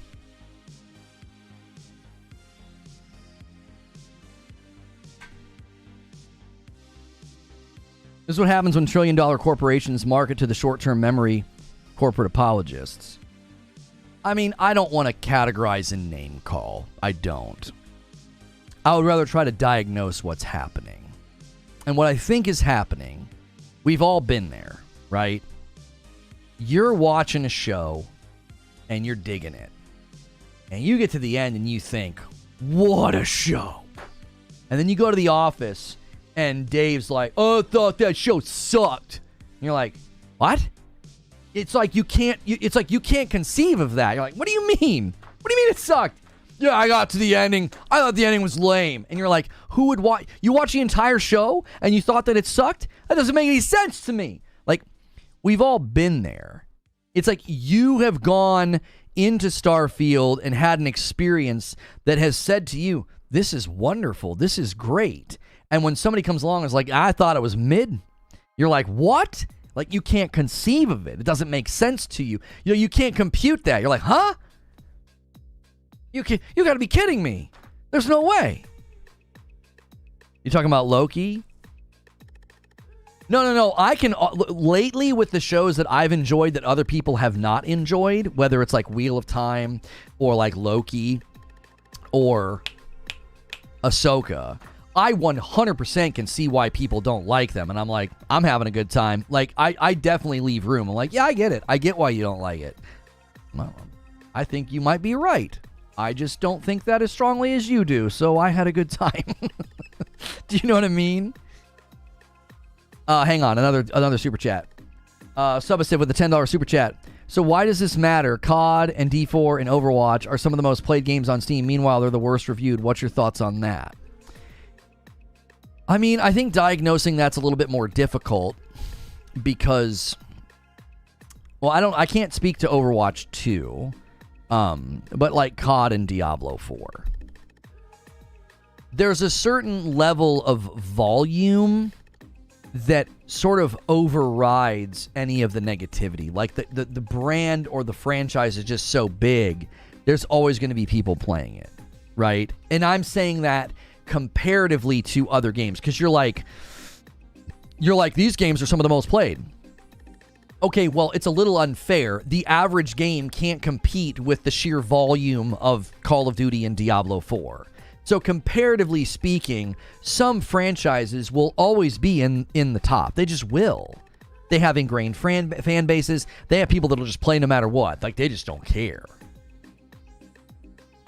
But that doesn't mean you can't get an approximation of value from the reviews. So, whenever you're arguing with somebody, there are things called fallacies. What these are is these are argumentative mistakes. They're error. I'm trying not to use a bunch of big words. It's an erroneous way to argue. It's an error injected way of arguing. You basically are arguing in a way that has like errors baked into it. Okay, you're baking errors into the crust of your argument. That's essentially what an argumentative fallacy is. Now, there's an argumentative fallacy called the fallacy of the group. And what people will say is they'll say, well, this is true because all these people believe that it is true. Okay? And historically, we'll kill people because of this. We're like, what are you saying, scientist devil person? And they're like, well, I mean, math and math. And they're like, math? Off with his head. Look at how many people don't believe in this math that you're speaking of. And so they'll kill them. Okay, that's fallacy of the group. Just because a bunch of people believe it doesn't mean it's true. I can convince, a school building full of 9-year-olds that the moon is made out of cheese. I can be convincing, right? I could have charts and everything. And I could be like, look at how many people believe this. Like, look at how many people here believe it. So it doesn't make it true. And so a lot of times people can inadvertently do fallacy of the group. They're like, well, look how many people are playing. It can't be a bad game. Okay, hang on a minute. Quantity of players is not defining the quality of the game. So there's been some games that have been pretty buggy lately. And a great example of this is Jedi Survivor. Jedi Survivor had insanely good commercial success. Really good commercial success. Like, go look at the sales in the month that it launched. It did great. It did so great that I think that's why they're pulling the trigger on backwards compatibility. Well, not backwards compatibility. I'm sorry. They're porting it to old gen. Okay? So, they're porting it to old gen. They're saying, yep, this did so well. That game was a disaster at launch. So, that game qualitatively, like objectively, if you broke down the quality of how it performed, it was objectively bad. This isn't subjective opinion. These are measurable bugs and glitches, things that aren't working or performing correctly. And you can't push back against that and say, well, no, clearly Jedi Survivor is fine. Look at the commercial success. Look at how many people bought it. And it would be an inadvertent use of the fallacy of the group. Like, that's not how we argue about things. Now, somebody's saying, isn't that what you're doing? No, because all I've ever argued is that user reviews are our best approximation of quality. I think it's our best. I don't care about the review outlets as much as I care about the user scores. I've said this for the last year. I said that about Spider-Man 2. I was like, yeah, Spider-Man 2 Metacritic, that's great. I want to look at the user score. And the user score is great. Okay? So when you see this, is that coalescence? Forget it. When you see that overlap and that agreed upon score, both from the users and the review outlets, you could say that's an approximation of that game's quality. That is a good game. Now, if someone were to say, I think it's a bad game, I would say, that's fine. You're welcome to have that opinion. This doesn't mean that the game is objectively great and everyone will enjoy it. What it means is we have an approximation of this game's quality. This game is good. Now, your enjoyment of something that is good, that's subjective. That's where things get different. Yeah, it's a convergence. Yeah, this convergence of the user score and the review scores. That gives you an approximation of value. If 100 people come out of a restaurant or a business establishment, and those 100 people say, this place is awesome, right? 100 people come out and say it. Let's say 95. 95 come out and say, that place is awesome. And 5 people are like, yeah, I didn't like it that much. Are you going to say, I can't trust it, I don't know, it might be bad? Or are you going to say, I think I have an approximation of value here. This place is probably pretty good. I'm going to go in. Do you do this when you look at review scores on Amazon? Risick with a gifted member, thank you so much. So when you go to Amazon to buy something, are you this much of a skeptic of review scores there? Do you see a vacuum cleaner with low scores and you're like, who on earth would use a vacuum cleaner for a week and then return it? Do you have this level of skepticism in other environments? Or do you say, it's getting bad scores? 3 out of 5? I'm not buying that. No. Nobody does this in any other venue. When you go to Amazon and you see the review score, what do you say? 4.5 out of 5 stars? This is probably a pretty good product. It's been reviewed by 20,000 people? Okay, it's probably a pretty good product. Or are you skeptical? Are you like, I don't know, man. It's just... Or you see a middling score.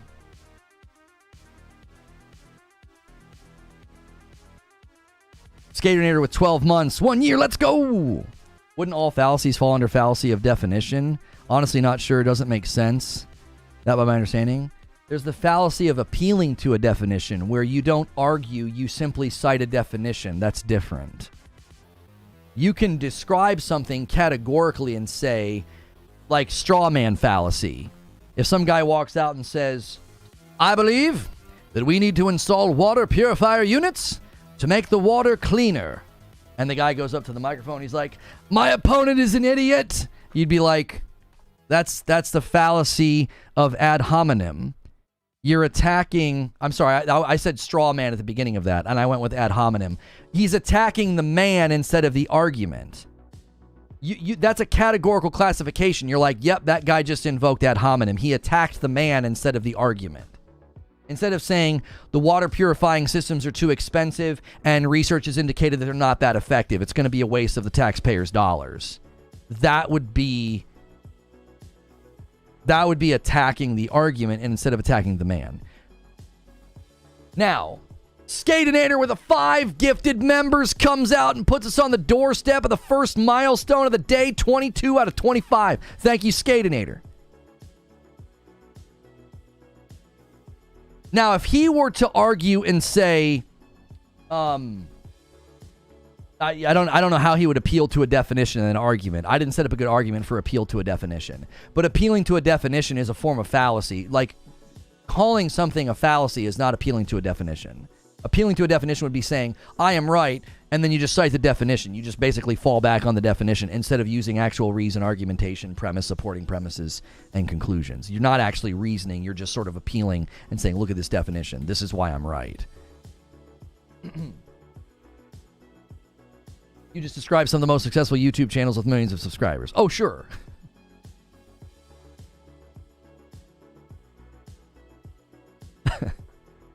Yeah, I've been watching too much Shane Gillis, Parasito.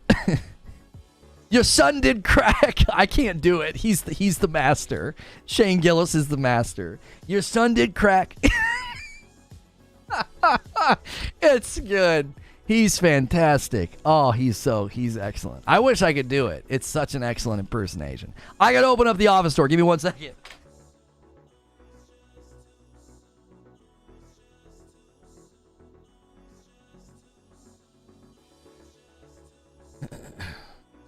Definitions are important to any argument.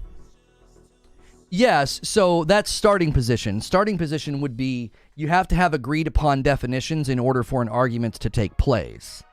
Appealing to a definition is not the same. Appealing to the definition is an argumentative fallacy employed once the argument has begun. That's different. I can't do it. No, we're not going to do any more.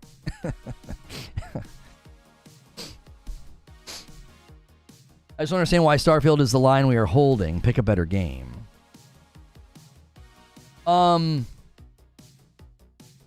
Here's my honest opinion on what happened with Starfield. So Starfield became a North Star for the platform and the users because it was dark, right? It was dark and it was dry. And that game became a North Star. It was like, that's it. This is it. This is gonna save us, dude. It's gonna be the best. And that, I think, tends to create I just think that tends to create a level of I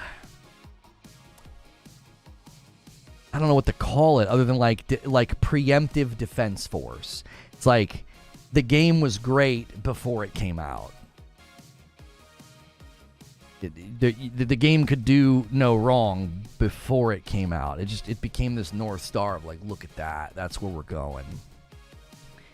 And my hope, this is my hope. We've been talking about this a lot. We've been talking about the cadence and rhythm of the Xbox platform and how Activision Blizzard can really help with that. Now that they own Activision Blizzard, there can be a better steady of cadence and rhythm. And what I hope that leads to is people being more scrutinous, people being more critical and being like, listen, man, Xbox, you gave us like 4 or 5 games this year, and these 2 here are great. These ones over here are not. Right? Like, I think the reason that people were so willingly critical of Redfall is because, like, number one, you didn't have much of a choice. Its pants were pulled down in public. It was like, that's bad. But second, I think it was like, well, Starfield's coming, so we can dog on this. Starfield will save the day. I think that starts to change once you get a better cadence of games. I'm dead serious. Listen to me, if Xbox had first party bangers in 2022, and if Redfall would have been insanely good, if it would have been like a 9 out of 10 game, Starfield would have gotten more criticism from the Xbox loyal. It would have, because they would have been like, we've been getting great games from you. What the frick is this? Does that make sense? It's like, I don't think you would be like, imagine Halo is award winning, and imagine they dropped Forza Motorsport at the beginning of this year, and it's blowing everybody's minds with graphics and quality, and it's just amazing, and it's got a crazy good score from the users, and everyone's like, oh my gosh. Starfield would have gotten more criticism. It would have. It's like tepid water to somebody who hasn't had a glass of water in a week. You would take a sip of tepid water and be like, what's that? This has been sitting out for a couple of days. Somebody who hasn't been drinking water for a week is going to gulp it down. And they're like, that's the greatest water I've ever tasted in my life. It's like life-giving, literally. That's what I think happened. And that's why there is a part of me that's like hopeful. And hey, listen, man, Activision Blizzard, can really change the rhythm with which games come out for Xbox, which should then lead, I think this is a fair expectation. They should be launching better quality games. Why?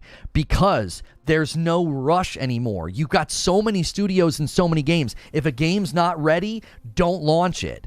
Don't even consider. If a game's going to look like Redfall, just cancel it. You've got so much property. You have so many games. There's no excuse now. Every game should come out at quality and on time. Now, I'm not saying that doesn't mean you can't have delays. What I'm saying is there should be no pressure to give a release date that isn't rock solid anymore. There's no reason to do that. Like what Xbox did in 2022, where they're like, hey, these are all the games coming out in the next 12 months. And like over half of them don't make it. That shouldn't happen anymore. It shouldn't. You've got so much content. You should feel no pressure at all to even speak about a game until you know, no, that's coming out in 7 months. Yep, that is a rock solid launch date. And that should lead to better quality games. It should. Thanos with a $10 super chat tip. Games, movies, music, and books. Reviews are often based on personal feelings, emotion. Reviews are for practical items like leaf blowers or vacuums are typically based on functionality and performance.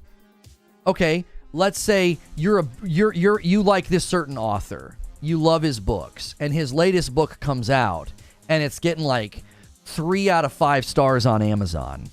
Instead of his usual 4.5 to 5 out of 5 stars, he suddenly is getting lower scores. Are you going to preemptively just be skeptical about all those reviews? It's probably just haters. They're probably just review bombing it. Who reads the whole book and then gives it a bad score? Who does that? I read a book, I get 2 pages in. If I don't like it, I put it down. Like, you would look at that and think, oh man, there's an approximation of quality here. This might not be one of his best books. This might be below the quality of his previous books. All these people that know him and love him are buying his books, and it's getting a 3 out of 5.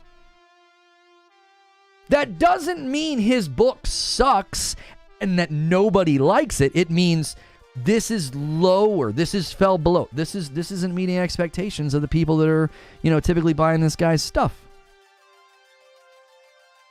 Doc says, this is my take.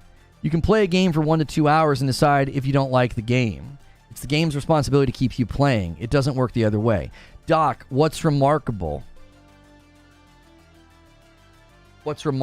is what you just said, I have said many times, and was eviscerated for. You haven't played long enough. I've always said, if the content loop and the quality of the game and the pacing of the game, if you can't hook me in the first couple of hours, I think it's ludicrous to expect me to put in 10 more. I've always said that. Now, I think some games require a bit more. I think a game like Ori and the Will of the Wisps, if you play that for an hour and you're not vibing with it, you're probably not going to vibe with it, right? You're like, art style or the controls or the combat or whatever. You might be like, I don't like this. You're gonna find out a little bit quicker. I will say this. I think a game like Starfield, because of how they've paced it, I think it's harder for people to do that. I think like psychologically, they're like, I don't really feel like I've gotten anywhere. I need to keep going. I think it's extremely difficult with Starfield to be like, yep, 2 hours, I'm bored, uninstall. I think it's harder for people to do that because they're like, I'm just getting started. Like, maybe it's a slow burn, maybe it'll get better once they kind of let me go out into the open. I always said that. I always said that about Cyberpunk. I was like, it's taking too long to get going. And I have been ridiculed for that ever since I've said it. This guy doesn't know video games. He's a fraud. He only played Cyberpunk for 5 hours. It gets better after 5 hours. And I was like, that's ridiculous. Guess what happened? Phantom Liberty walked in the room and said, okay. You can just jump to Phantom Liberty and get right into it. The first 2 hours of Phantom Liberty are immaculately paced. It's brilliant. The writing, the combat, the setup, all of it. It's wonderful. It is exactly how you start a game. And people are like, it's an RPG. It takes a while to get going. Shh.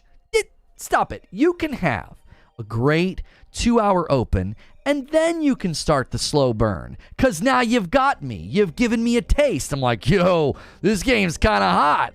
Because Phantom Liberty immediately slows down after the 2-hour open. It immediately slows down. Everything slows down. You got to go talk to people. You're having conversations. You're having dialogue. You're walking around a town. It's not this go, go, go. And I think that's a lesson to learn. Phantom Liberty's pacing is like, that's exactly how you do it. Because once my brain says, this game is great, I want to keep playing, I have more of a tolerance now of like, oh, hey, they're teaching me how to do this thing and it's kind of slow. That's okay. It's adding to what I'm already enjoying. This like slow, like we're pulling you along. It's going to get better. It's like, I don't know if it's going to get better. It's taken too long to get there. I can't see the forest for the trees because you keep making me look at one tree and then another tree and then another tree. And the beginning of Phantom Liberty is like, look at this forest. And I'm like, whoa, this thing's sweet. And they're like, all right, we got to slow down now. Now you got to look at some of these individual trees. Guess what? It's easy for me to look at those individual trees when I know what the forest looks like that they're attached to. This is why game pacing is so important. It's extremely important. If you can't capture that idea of we've got to get them a view of the forest before we make them look at the trees, you're going to lose people. And that's why I think Starfield, for a lot of people, they're like, what the frick is going on? Why is it taking so long? Why is it so slow?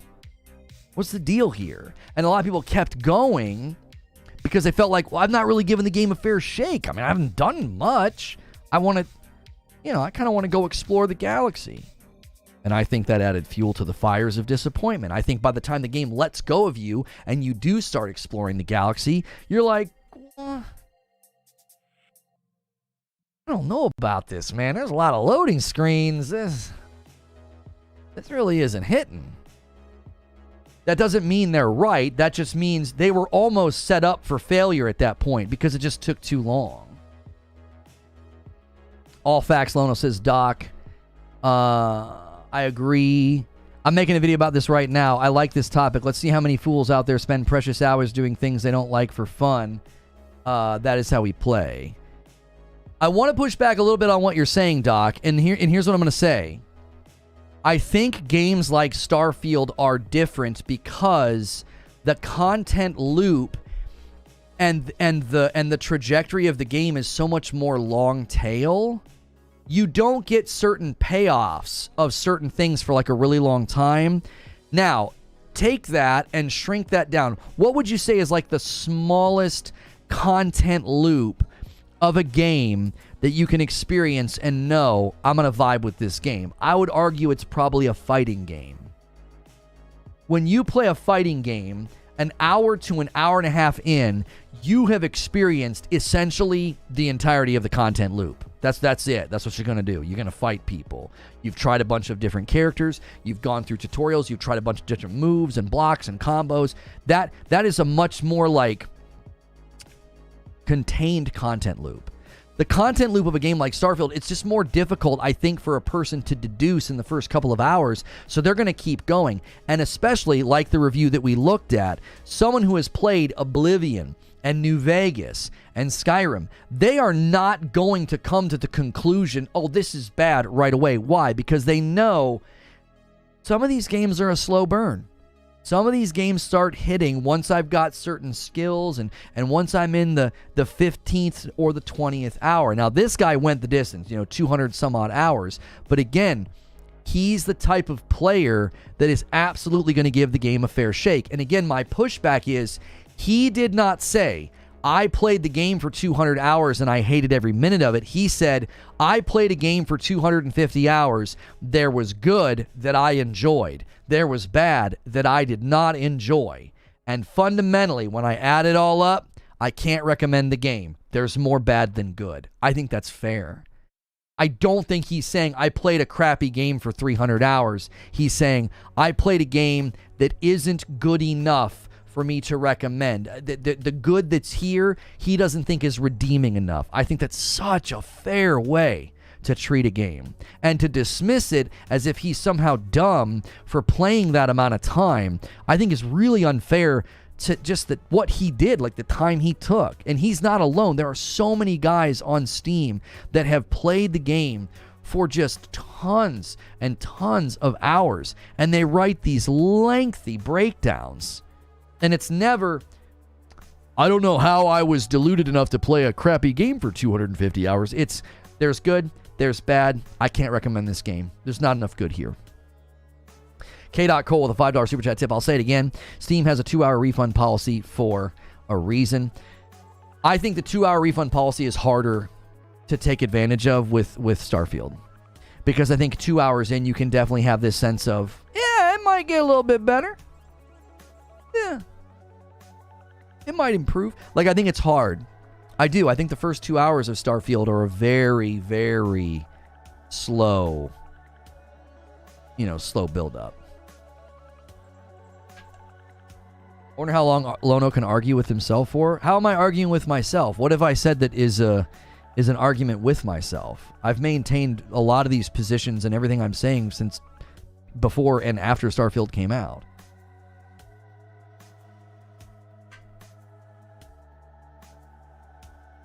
It would be fair to not recommend it if he didn't rate it 5 out of 10. That just seems weird.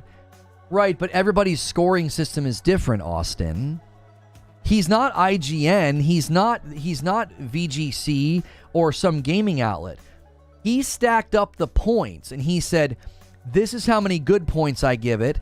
This is how many bad points I give it. That's why it lands at a 5 out of 10. Do you see? He's not a review outlet. His 5 out of 10 is not the same as some of these review outlets. His was literally, these are the good, these are the bad. That makes it land in a pretty mid, not so great score, so I can't recommend it. You see, you can't come at him like he's Eurogamer or Game Informer. He's a guy on Steam that said, he literally, it was a very organized review. It was actually quite good. It was very good. It's like, oh yeah, he's got everything broken into categories. Here's all the good. Here's all the bad. Here's his conclusion. Okay.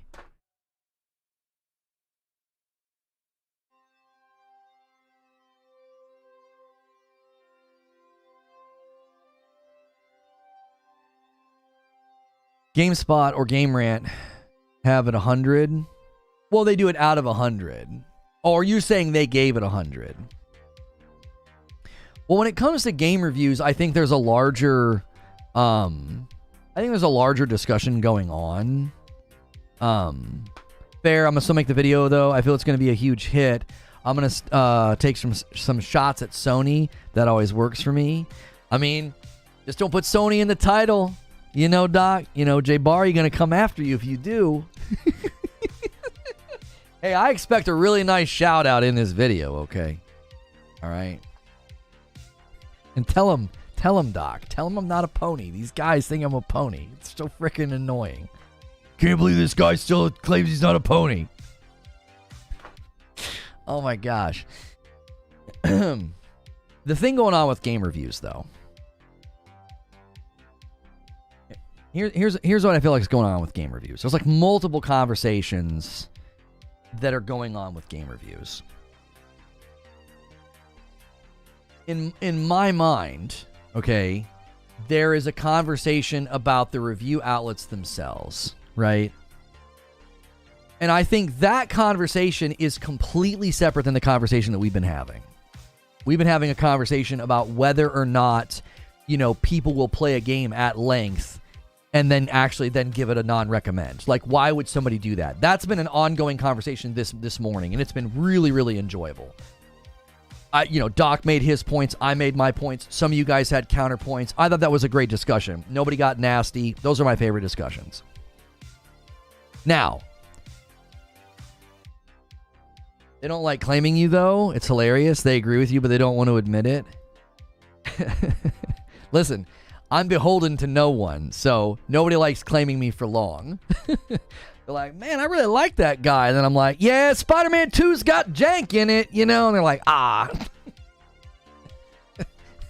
Or I'm like, yeah, I didn't agree with Red Dragon's tweet. I think that's a false frame of the situation. They're like, ah, come on, man. Nobody claims me for long, Doc. And I like it that way. So anyways, there's a separate conversation going on. And this, I think, just sort of adds to my confidence in the user score. I am always going to be preaching user score. Okay? I love that PlayStation now shows the user score. I love that Xbox shows the user score. I love it. I think that's the greatest resource we have. What does the general public think? I don't give a frick what some review outlet thinks, because you know what? They have proven this year that they are not to be trusted. And I mean that. The review outlets have proven this year it's really hard to distinguish who we can trust and who we can't at this point. It really is. The user score is it, because users are not going to overlook glitches and bugs. Jedi Survivor. These Jedi Survivor placards that I see, it's one of my favorite games this year. And I see those placards. It's like 9 out of 10, 9 out of 10, 10 out of 10. I'm like, what the? It doesn't deserve that. That game launched and it was terrible. Look at the user score. That's one of my favorite games this year. And I will consistently be like, come back over here, Jedi Survivor. No. You get hit with the bat at least once a day. All right, go back out there and play. You don't get a pass, Jedi Survivor. You don't. Redfall proved to us that there are many outlets and content creators that are not to be trusted. Not to be trusted. We've heard this year that Microsoft implements astroturfing strategies with certain podcasts. Like they warn them, hey, bad news is coming. Get ready. You can kind of soften the blow. We've learned that this year. We've learned this year that outlets can be handpicked to pad the review score the opening weekend, and then it just falls after that. We've learned that this year. So there's this sort of undercurrent of skepticism and cynicism, and I would even say there's malice. People are angry. There's ire. It's like, y'all are lying to us. Y'all aren't telling the truth.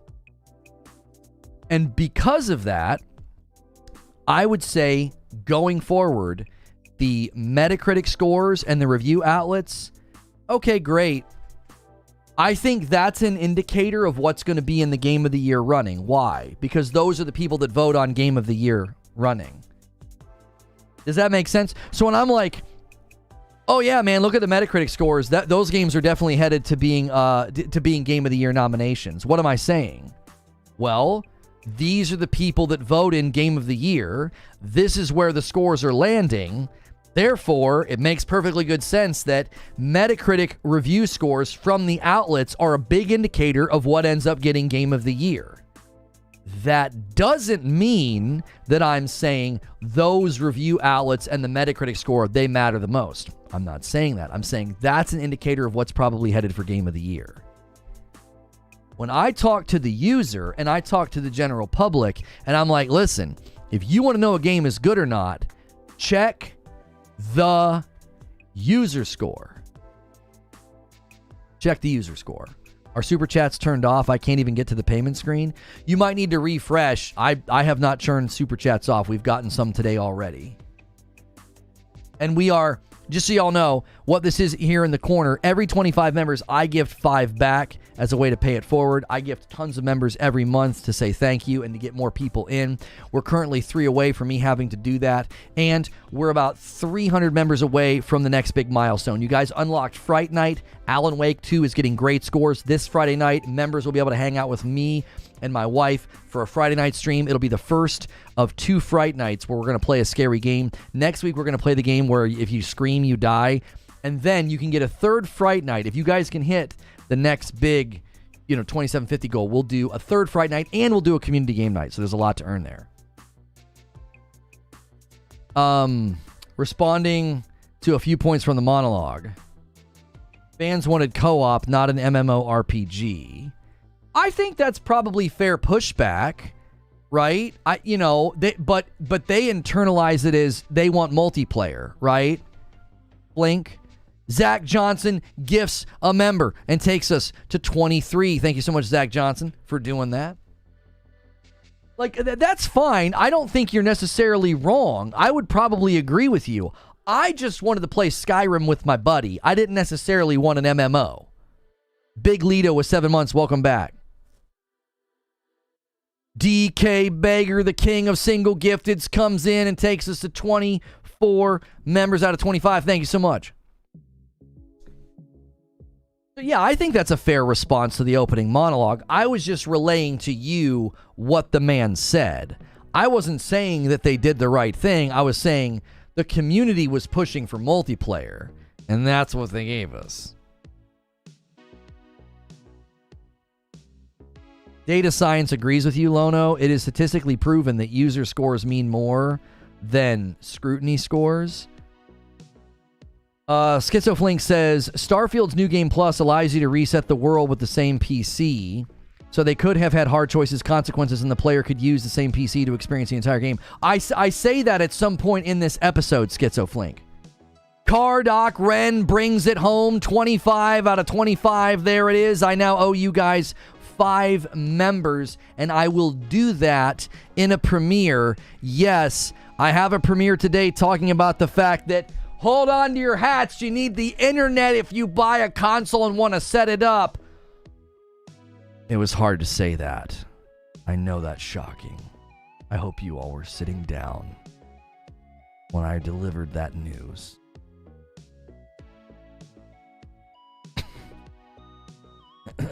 DK Bagger, the Agents of Chaos, takes us to 26 and then 31 members on the day because a 5 bomb from Alex rolls it over to the next milestone. I have to gift another 5 if you guys get it to 50. Thank you so much. So I will gift the members that I owe you guys when we go over to the premiere about that scenario. And thank you, Cardoc, for hitting 33 months of memberships and doing a VIP. Welcome back.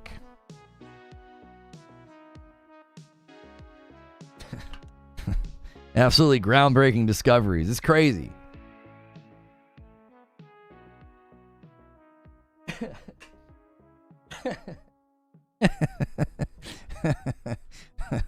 Sony bad, herder. Like that's the headline. Somebody was like, "So it's okay for Sony to do it, but not Xbox?" I was like, "No, I didn't say that at all. I was like, everybody's doing this. What's the problem? This is an industry standard. What's the issue here?" So it's bad for Xbox to do it? I was like, I didn't say it was bad. I said, look, both of them are doing it. This is standard. It's not unusual. You know? This is weird. This is weird times that we're living in. This is weird times. Can you believe it? I went to the store and I bought a television, and did you know what I needed? I needed electricity. Can you believe that? I don't. Why would you expect me? Why would you expect me to have electricity? It's awfully presumptuous. Like, what if I live in a tent?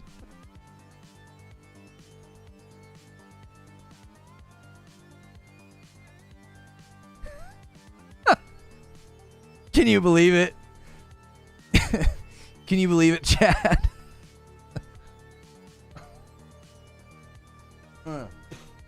Has a removable disk drive? No, when you first set it up, though, you need the internet. It literally says it on their website. Like, you can't complete the setup without it. I'll show it to you in the premiere. Don't worry. I got it all covered. We got legalities. We got laws. We got... It's great. 5 spot from Roro Raven. Video Game Donkey has a great video on critiques everybody should watch. You have to know yourself as a player and know the reviewer as a player. Oh, for sure.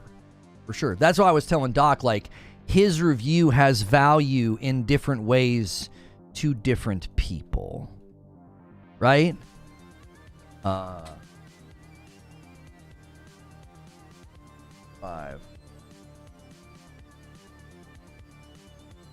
Requires. We might drop some frames. It really doesn't like me uploading thumbnails all of a sudden. We might drop some frames here. It did it yesterday. It doesn't make any sense. It's such a small file. Okay, we're good. Okay. 5 spot. The reason people give that energy is because it's common dig, Xbox DRM. Listen, we can discuss this subject of the PlayStation 5 thing in the premiere, and you can also discuss it after as a member. That's an extra piece of content that I do, and you can be a part of that. We will do that after the premiere. So every single day I do a live show like this, and then I do a premiere. All of that's totally free. I then do a follow-up second stream for members. So I know that there's been criticism about doing members and members content. It comes from people who create a fraction of the content that I do. So I create more members content than some of these people create public content. So if you want extra content, yes, it's $5 a month and you get a ton of extra content. Everything else is totally free. A 2.5-hour live show Monday through Friday, totally free. A premiere upload Monday through Friday, totally free. That's a lot of content every week and every month that costs nothing. And then we do everything else on top of that. So that is something that, yes, we do offer if you would want it, and it's optional, and it supports the show, and it helps me do what I do. This is my full-time gig. This is what I do full-time, and you guys make that possible. What we do is made possible by the members, right? When people are like, this stream is sponsored by, well, my streams and channel are sponsored by you, okay? Instead of, a bunch of brands and stuff that I'm trying to sell you. The coffee's mine, right? And I have sponsors, but these are just nice things to say, hey, you like glasses and t-shirts, cool. You guys make the show possible. Okay, that's going to go to the debrief, and then I got it set for tomorrow at noon. Schedule. Do you think Bethesda will ever recover? Why are you using the word recover? What do they need to recover from? What happened?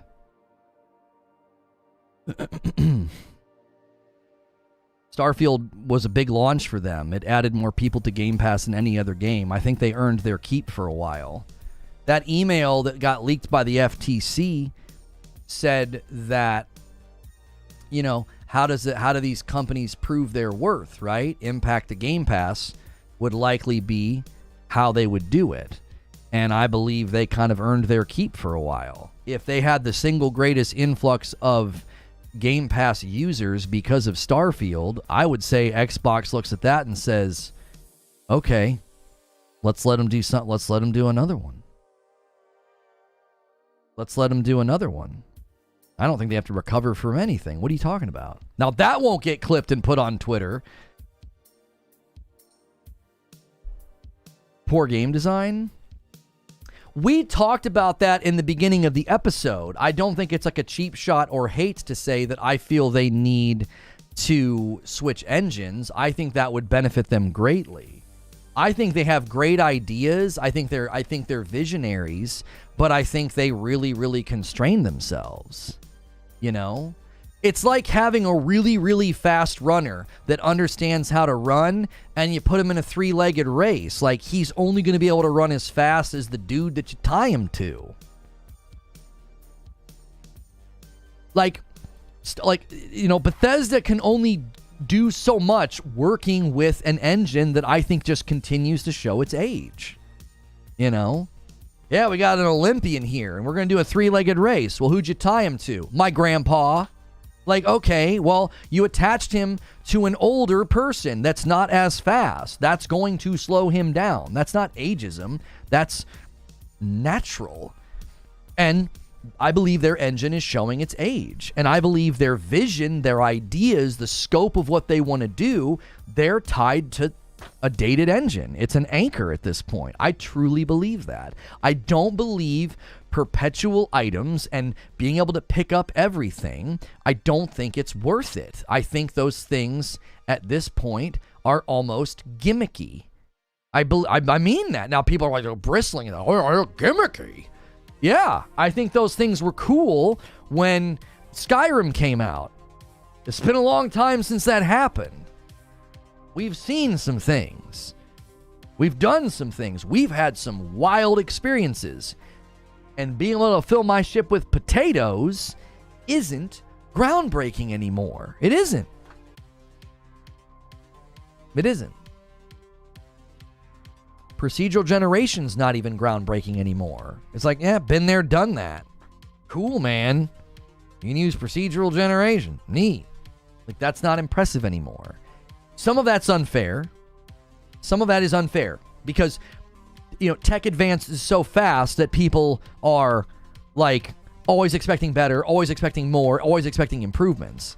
I think Bethesda makes that extremely hard on themselves by using the creation engine. Well, it's an updated creation engine. Okay, it doesn't seem that much of an uptick to me. I mean, it definitely seems better, but better than what? Well, it's better than Fallout 4. I mean, is that a ringing endorsement?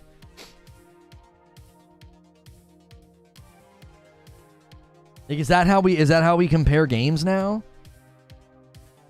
Oh, it's better than a game that came out eight years ago. Better than that. That's not my measurement. I think that's one of the greatest challenges of game development. Is you're not going to be compared to what you did before. You're going to be compared to what's going on right now. And if other people have made bigger leaps than you, if other games are making bigger leaps than you, no one cares that, yeah, man, Starfield is so much better than Fallout 4. Like, if that was the only comparison that we had, it would be different. People are like, oh my gosh, this is miles ahead of Fallout 4. But that's not what people are going to do. They're going to compare it to games that are out right now. They're going to be like, look at the space travel in No Man's Sky. What in the world's going on? Look at the inventory systems and the RPG systems in other games. Look at the meaningful decisions I can make in Baldur's Gate 3. What the frick is this with this? Do you see? It's a little unfair, but that's just the way that it is. Thank you, Ikagang, for a tip. I think Todd should take a break. I think Todd is a visionary. I also think he is a little bit of a dinosaur. I love dinosaurs. They're awesome. But they're old, and they're big, and they're slow-moving, right? Like, you're a visionary, bro, but you got to adapt. You got to adapt to the times, man. 30 FPS. You can't get away with that again. I'd argue you didn't even really get away with it this time.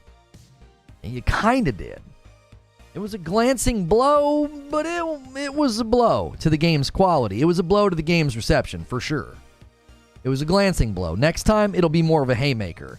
You can't take that head on in 2029. We decided, creative decision, Elder Scrolls 6 is going to be 30 FPS on console. That's a haymaker at that point. People will be like, what? They'll be like, what are we doing? What do you mean 30 FPS? What are you talking about? But at that point in time, with advancements in VR, with advancements in cloud gaming, with advancements in the technology, the engines, and FSR will be better, and we're going to have a Nintendo Switch apparently with DLSS. You really think as all that advances over the next 6 years, people are going to be like, yeah, 30 FPS, that's fine.